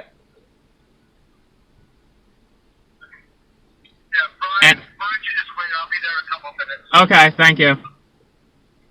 All right. So, were you scared? I was a little nervous, mostly because of the fact that I had 2 community members in my car, and I knew that the future of their lives could be impacted by my actions that day. Myself, I was a little nervous as well, but yeah. Why did ICE pull you over 20 seconds after you got in the car? Were they following you? We believe that it's standard practice for ICE to be monitoring and stalking courts rather in New York and across the country. So we believe that they were waiting outside of court in their vehicle and then followed us as we left court to go to the individual's attorney's office. I understand. You talked about in that video, that's not a warrant. I'm not going to let these people out of the car and you can't take them. Tell me, what is the difference between a warrant from a judge and, as far as you're aware, that document that the ICE agent was giving you saying, give me these people and let them out of your car? Yeah, of course. So the document that the ICE agent had was a Department of Homeland Security document, and it's entitled A Warrant for Arrest of Alien. It's really just a document from the Department of Homeland Security. I believe the officer that was in my window actually signed the document himself. He still has a pen in his hand if you view the video. The difference is that the Constitution calls for a judicial warrant under the Fourth Amendment in order to allow search and seizure of private space. So for a judicial warrant, in my understanding, it has to go to the court system. A judge has to review the warrant and sign off on it in order for it to be valid for search and seizure to be conducted. What you were saying is that whether it's your home or your car, they don't have a right to go open the door and take somebody out.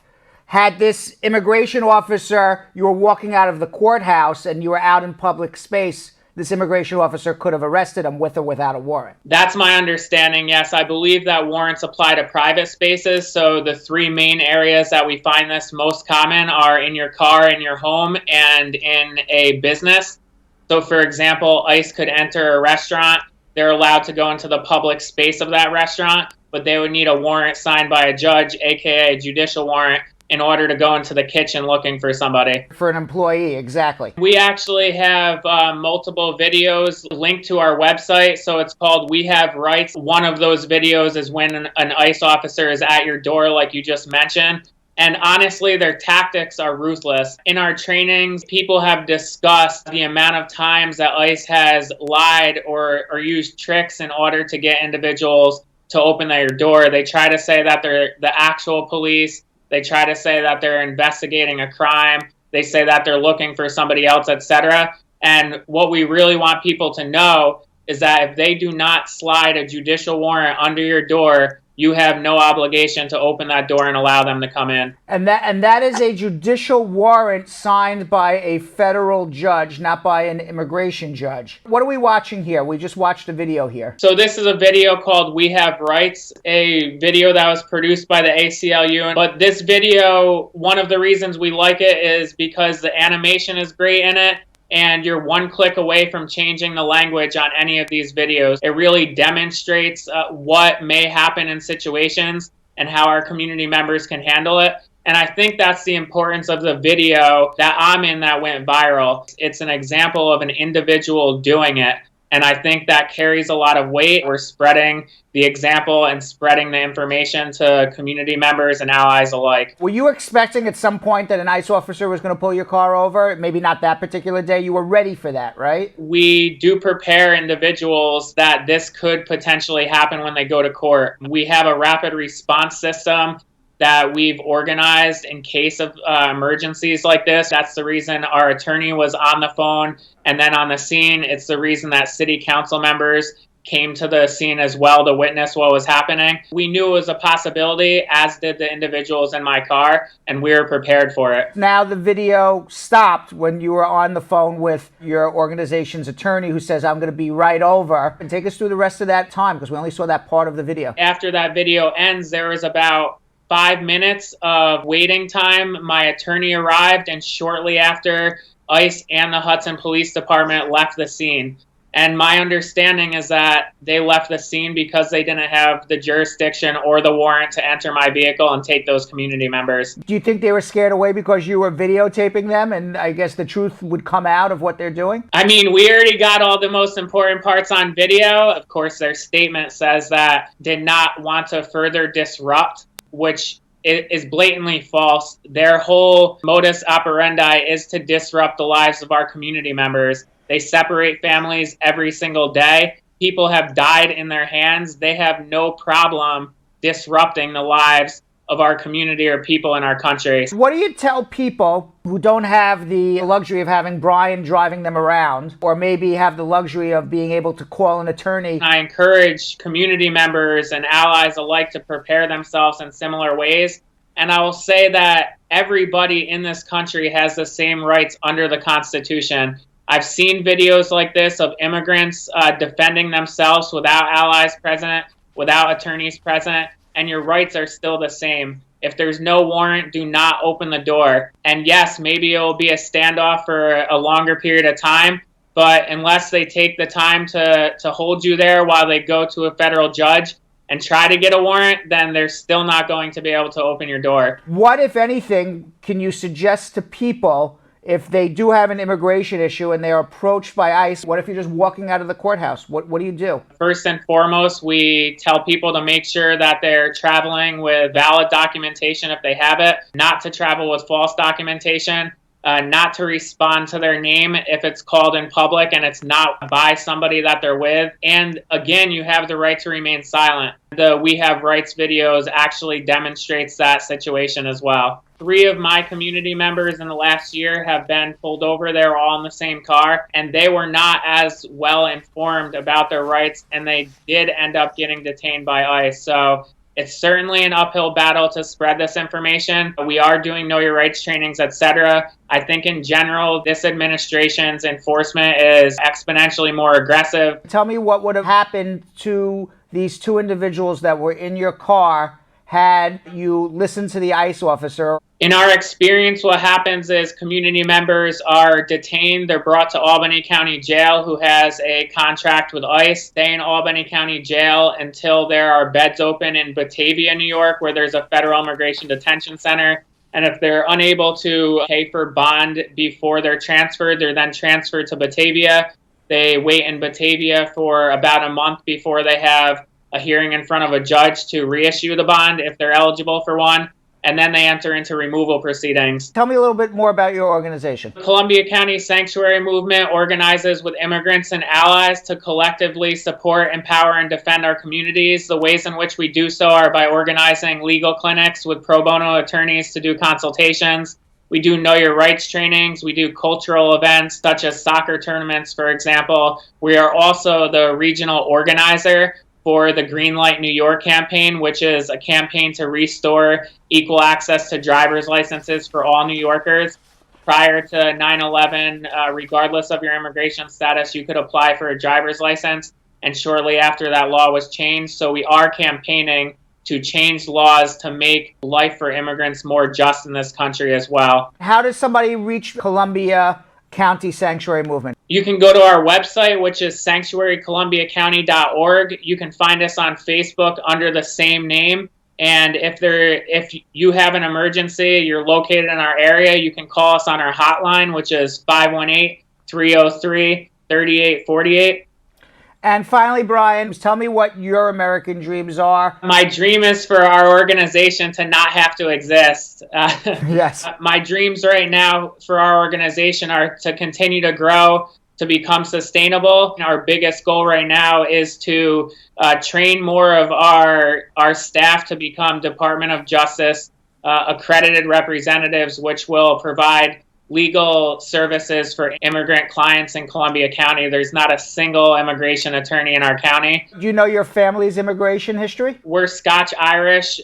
We also have other European roots, and I think I'm about 3 generations removed from immigration. So being 3rd generation American, what got you involved and so passionate about what you're doing? Well, I grew up in Hudson, New York, which is a very diverse area. I'm also a soccer player, so my teammates were from around the world with mixed immigration status my whole life growing up and into college. My partner's family is also directly affected by this issue, so her and I are 2 of the co-founders of the Columbia County Sanctuary Movement. Thank you very much. It was a great job there on the video, and it sounds like you're doing a great job up there in Columbia County. Brian McCormick, Executive Director of Columbia County Sanctuary Movement. Appreciate your time. Thank you very much, Brad. All right, so now, the thing to remember, if ICE knocks on your door, and you always see in the movies, do you mind stepping out of your house? The reason is because they can't arrest you in your house. They can't walk into your house unless they have a warrant from a federal judge, not an immigration judge, not Department of Homeland Security. ICE can't go into your car, same deal. And they can't go into your workplace, same deal, unless they are invited in. You invite them in, yeah, open my door. Yes, come into my house. then that's a different story. All right, let's go to something we like to call our speed round. I am training not only for the Brad Challenge, I'm also training for the Guinness Book of World Records. There's going to be a day, I don't know what day it's going to be, Belgium Kim, but there's going to be a day where I am going to make a Guinness Book of World Records record for most immigration questions answered in a certain period of time. I just lost my hearing aid. All bad. All bad, but I'm going to get it back right now. Yep. So this is what's called Brad training. Yes. Speed round. Yes. We're going to do 15 minutes. Come on. 10. 10. Come on. Minutes. 10. Bring that down, baby. Bring it down. 9 minutes. Come on. I'm not at super bad. I mean, you kind of are. But 10 or what? No. 10. 10. There you go. I am going to answer 50 immigration questions in under 10 minutes. Marge is our official statistician. Other people can vie to be the official statistician, but at this moment, Marge is. Right. Along with Groundhog Sam. Right. Speed round. Abigail Taylor says, let's go. Belgium Kim, are you ready? I'm ready. No slowing down today. None. I'm going to wipe Make it happen, Brad. I'm going to wipe it off my face here. Get ready.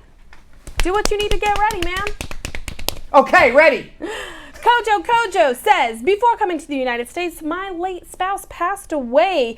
Our marriage was not legally entered, and when filing my DS-160 form, I indicated that I was single. But when asked at the U.S. Embassy interview, I told the officer she passed. And when adjusting my status, I hadn't considered that as a marriage. Is that going to constitute a misrepresentation? If you legally were not married, it's not a misrepresentation. If you were legally married, a civil marriage that is recognized by the country where the marriage happened, then it's misrepresentation.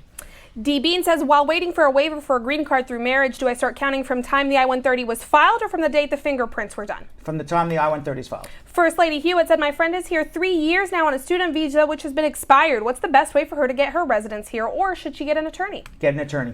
Shadney said, my friend has his citizenship interview next Wednesday. He has a few misdemeanor arrests for domestic violence. His last arrest was early 2015. Is this going to affect his chance of getting it? Absolutely. Domestic violence is deportable. You better call in a lawyer. Lovey says she's a Jamaican, usually works at the airport where she went to the embassy in Kingston in 2007. She was asked by the consular if she was ever arrested. I told her no, and she then denied me. I went back to the following year, and she told me the consular once again said that I had an allegation that I used to help with smuggling of drugs in the U.S. I told her I had no knowledge of that, but was denied. I wrote the embassy in 2014. She needs a lawyer to go argue that out. Haha. Carlene said, if you have a 10-year green card, can you file for your mother? No, you need to be a citizen. Elias said, what does that mean when they transferred your application of adjustment of status to the National Benefit Center and also sent you an RFI for affidavit of support, which you already submitted? That means you screwed up the affidavit of support and got to do it again. Thea Love said he had to wait 4 years for a U visa when it should be 1 year. Can he file a mandamus for the green card? No, it's 3 years from the time you're issued the U visa. They only give $10,000 a year, so I don't know where you got 1 year from. Marlene says, Brad, is it true that the government does not start looking for those who overstay their visa? Not true. Janet said, a friend of mine sent in his application to remove the condition from his 2-year green card, but haven't heard from USCIS, and his card has expired since the end of March. What should he do? Go to USCIS, get a stamp in your passport so you can get an I-551, prove you're a lawful resident. If it's more than 2 years, file a mandamus. Maxine said, I went to my interview on January 14th and passed it. Now I'm waiting for the swearing in, but no answer yet. What can I do? How long has it been? Since January 14th. Contact a lawyer. She also said, if you're married before your son reaches 18 but did not put in any paperwork for him, can I still go ahead and file for him? Yes. Angela said, my husband goes on his second interview on August last year, and they said he will hear from them, but up till now, he hasn't heard anything since last August. File mandamus, come see a lawyer. Amaya said, what happens if you were issued a work permit over a year ago and never used it? Would that affect you later on in a green card interview? No. Marlene, if your brother can your brother file for you? And if so, how long will it take? He's a citizen. He can file for you. It's 15 years. Chelsea says, how long does it take to file for a minor by a U.S. citizen? A minor by a U.S. citizen should be 12 to 15 months. Sharon said, a U.S. citizen filed for a married child over 21. I live in Jamaica. How long does it take for the petition to be approved? My brother, who is unmarried and over 21, was filed for at the same time, and his petition was approved within a year. Don't worry about how long it takes to get approved, as long as it's approved before the priority date becomes current, and it's about 7-year wait right now. Jaha said, what's the difference between self-deportation and being deported by ICE? My cousin's husband is in custody, is in the process. The difference is you get on a plane by yourself, or ICE puts you in handcuffs and put you on the plane. Sweet said, if I have a child in the U.S. in 2017 and the child got Medicaid from the hospital and I got only labor and delivery upon requested before admission. Now in 2018, I got married to a U.S. citizen and he wants to adjust. You're going to have a problem for misrepresentation for giving birth on a visitor's visa. Aminata said, is it possible for a U.S. citizen to have Canadian and American citizenship? Absolutely, you can do both. Kahai said, I was married to a female and I was abused by her and I filed a VAWA and got denied. I got remarried to a male and my biometric is stuck at fingerprints because they're investigating whether you're in a bona fide marriage or your best friend just married you to get you a green card. Ahmad said, my wife gets Section 8. Will that stop me from getting a green card? It gets put in the calculation, but they look at the totality of circumstances. If your wife has makes a good living or you have a good second affidavit of support, you should be fine. Vanish is asking for a friend. Her daughter has an I-130 that's approved. Then they said they would send it to the NVC center within 30 days so that they would wait 90 days. Now it's been more than 90 days. What can they do? It should be at the National Visa Center. At some point, you're going to have to get a lawyer, file a mandamus, or at least get a lawyer to push it along. Normal said, my wife is trying to obtain a J1 waiver and is currently in the process of obtaining an advisory opinion. However, she lost all her previous DS 2019 forms and the sponsors do not keep copies of them. What other ways are there for her to get copies of her previous forms, also in the advisory opinion, in order to obtain a J1 waiver? If you don't have them, you don't have them. The government should have them. And is the advisory opinion necessary? Yes. First Lady said, if you stay 3 months on a visitor's visa, how long should you stay out before coming back? My opinion is 6 months. Nicole said, she's in the U.S. My friend's in the U.S. and working. Can her employer do anything for her to get a green card? Maybe sponsor.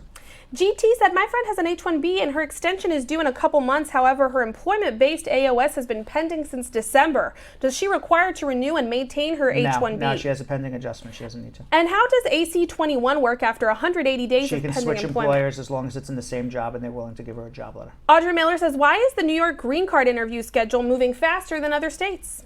Beats the hell out of me, but they're coming in 6 months. Ma says, can you work for an employer that's not E-Verified if you're on the STEM OPT and have a pending adjustment of status green card application? Yes. And what if you do odd jobs as well? You can do whatever you want. You have a work permit. Carol B. said, I have a pending case of asylum application. How do I proceed? I have not been invited for an interview and I applied in October of 2017. Mandamus. Abadir sues the government. Tamika said, I came into the country on August 10th on a visitor's visa of last year, and my fiance and I decided to get married October 27th. We then filed for adjustment January 31st. Should I be worried about the denial due to the time? Yes, you're going to need a misrepresentation waiver. Harosana said, when I was in the U.S. Embassy and I finished the interview and I checked online, they had said that the processing, they moved my case updates 4 times. What does that mean? I don't know what that means, but if you don't get you don't get your green card after an interview by 3-4 months, you need to speak to a lawyer. His Awesome said, I applied for an adjustment of status through asylum in 2018. Did the fingerprints in early February. What's next? You should wait for a green card, but if it doesn't happen in more than 12 months, you either wait or file a mandamus. Oki said, does having a kid outside wedlock affect the AOS? That's during the time I was married to a U.S. citizen. It certainly questions the validity of the marriage, but people cheat all the time, so it's something to overcome. Del Rito said, what documents do I need to file for my spouse for an adjustment of status, and how long will that take? I live in New York. Documents, you need a marriage certificate, birth certificate, proof that all prior marriages were terminated by divorce or death, an affidavit of support with 3 years, tax returns, job letter, bank letter, and proof that your husband made a legal entry into the United States, proof you're a citizen. Mantee said, how will I go for change of status after being denied after converting my B1 visiting visa to student visa without it affecting me if I get married to a U.S. citizen? You can get married to a U.S. citizen 90 days after you file for the change of status. Sandy said, biometrics are done March 26th. How long until I hear from them? Beats me, but it should be anywhere from 3 months to 24 months. Ali Mami Bakar said, I filed my I-485 last year and I did my fingerprints on April 16th last year, but did not get any update. How long do you think it's going to take to get an approval? Immigration's taking 12 to 30 months. AJ said, what should I send her? What should I send for an EAD renewal? I filed the I-360, 765, 45, and 131. I need advanced payroll. I-765. Christine said, how can my sister file for her nephew? She can't. Diane said, can one apply for an H-1B transfer to Company B while current transfer status for Company A's RFE is pending, waiting to be replied to? Yes. But you have to get both approved, and Company A may not want to complete the case if you already switched to Company B. So I would hang out, wait for the approval before you go switch to a second company. Emily said, I had my green card interview through Marriage in October and I received nothing. Is that normal? What should I do? It's not normal. If it's more than 120 days from an interview, contact a lawyer for a mandamus. Tilly did her interview in February. My son got his green card. How long before I get mine? I don't know, but if more than 120 days from an interview, you file a mandamus. AJ says, how often does a VAWA petitioner need to see therapy and send reports to USCIS? It's case specific what your issue is. Matthew says, I got married to my wife who's a U.S. citizen and she's now taking my last name on all her U.S. documents. What's the advantage? There is none. Cayenne said, my husband filed an I-130 for me. They said a notice was sent in the mail from USCIS, but I did not receive anything, and I have not moved. Go to USCIS. You can request a duplicate copy online. Chevelle said, if I have an AOS case going on from marriage to a U.S. citizen and domestic violence came in place moving forward doing VAWA, can the I-485 and I-765 be on hold, or will it have to be refiled? No, you should be able to keep it on hold. We're out of time. How many did we get to? Damn. What did we get to? We were close. I hope somebody was keeping track because I was busy. Marge says 45. Oh, we got to 45? Yeah, well, we're in training, Kim. And you know what? The next one is Marge. Jasmine McDonald said 47. 48. 4, 5, I don't know. 6, 7, Marge 8, says 46. 9, 10. How many? Too many because you guys kept answering kept asking all the questions during the rapid fire round. Okay. So we've got another 35. Do we have any left? We have another 35 questions, Brad. 35 more? Another 35 questions, I would say. Jasmine says we did 50. I have no idea. Hold on. Let me count exactly how many we've got left so I can tell you. Yeah. 1, 2. How many we got left? Jeff Bosey, who was 19. counting. 19. But I don't trust his math, this Jeff Bosey. He says 39. We've got 19 left. 19 left? Yeah. All right, let's do 19 quickly. No time limit, but let's do it quickly. Grandma said, no, I'm sorry. Mitzi, that was not a question. Mitzi says, I'm a U.S. citizen and filed for my sister back in June of 2014. Can you say what year they're at in the processing of the I-130s? 2013. Tanette said, what is the G28 form? I've never heard of that. It's for an attorney to represent you. My mom, who filed for me, moved back to her home country where I'm from, but is moving back soon. Anything that she doesn't have any bank activity, only untouched savings. Is that going to work against me? No, as long as you get a second affidavit of support. Can you work while waiting for your EAD from Sammy says, what's the criteria for receiving the 2-year or 10-year green card after an adjustment of status to a citizen? Based on how long your marriage was. If it's more than 2 years, when you're approved, you get a 10-year. If it's less than 2 years, you get a 2-year. Rose said, my mom was here twice and stayed longer than the departure date because she had to assist me with my newborn. She stayed longer than the visa expiration date, and we applied for her again from Liberia, and she was denied. What can we do? If she overstayed, you got a problem. Hopefully you're a citizen. You could file for her to get a green card. Angela says, can your sister file for you while living in the U.S.? Yes, but you're going to have a problem getting a green card. It's going to be 15 years. Shiv Kumar said, my I-751 was filed in March of 2003, and up till now, no update on my case. Besides, I only received the 1-year extension March papers. 2003? March 2003. And who filed for him? They keep saying, only for them to tell me that they're waiting on the security check to clear. Since 2003? And they've been saying this security 16 check. years? Apparently. They've been saying a security check for the last 3 years. Stop texting questions and come in immediately. Bond Brown said, I did my citizenship interview and passed, but didn't tell them I got a ticket for simple possession. They requested documents and I provided them. How long will I take to hear from them? It's been 3 years. Well, if you were found guilty of possession of marijuana, even simple possession, that bars you from getting a green card. So you better come see us. And that was for citizenship. Beatrice says, I filed well, it still would bar. It won't make you deportable. Okay. Because it's simple possession. But if it happened within 5 years of the citizenship interview, it could be a bad moral characters issue. So he would need to see us anyway. Again, you don't submit anything, even ticket for marijuana possession to immigration without speaking to a lawyer. Beatrice said, hi, I filed for my husband overseas, but they denied it because my previous marriage. They said that because my marriage was less than 2 years away. I appealed it, but now I just became a U.S. citizen last week. Can I go ahead and refile? Who did he file for? My husband is overseas and I filed for him, but they denied it because of my previous marriage. Now she just became a citizen. What do you mean because of her previous marriage? They said because she filed within 5 years of getting a green card. 2 years. Yeah, go back and file again now. Jeanette said, my question was not clear yesterday. I need to know how long to get the approval after you filed for overseas. I am a citizen, and how long's the whole process? For your spouse, it should be 15 months. Rajiv said, my I-485 and my I-130 was denied in 2016, and then I filed VAWA with the same spouse. VAWA is approved and then denied in 2016. How does my 2016 denial affect my upcoming green card interview for VAWA now? Why was it denied? We don't know. If it was denied because they didn't believe it was a good marriage, you got a problem. If it was denied because she just didn't show up for an interview, don't worry about it.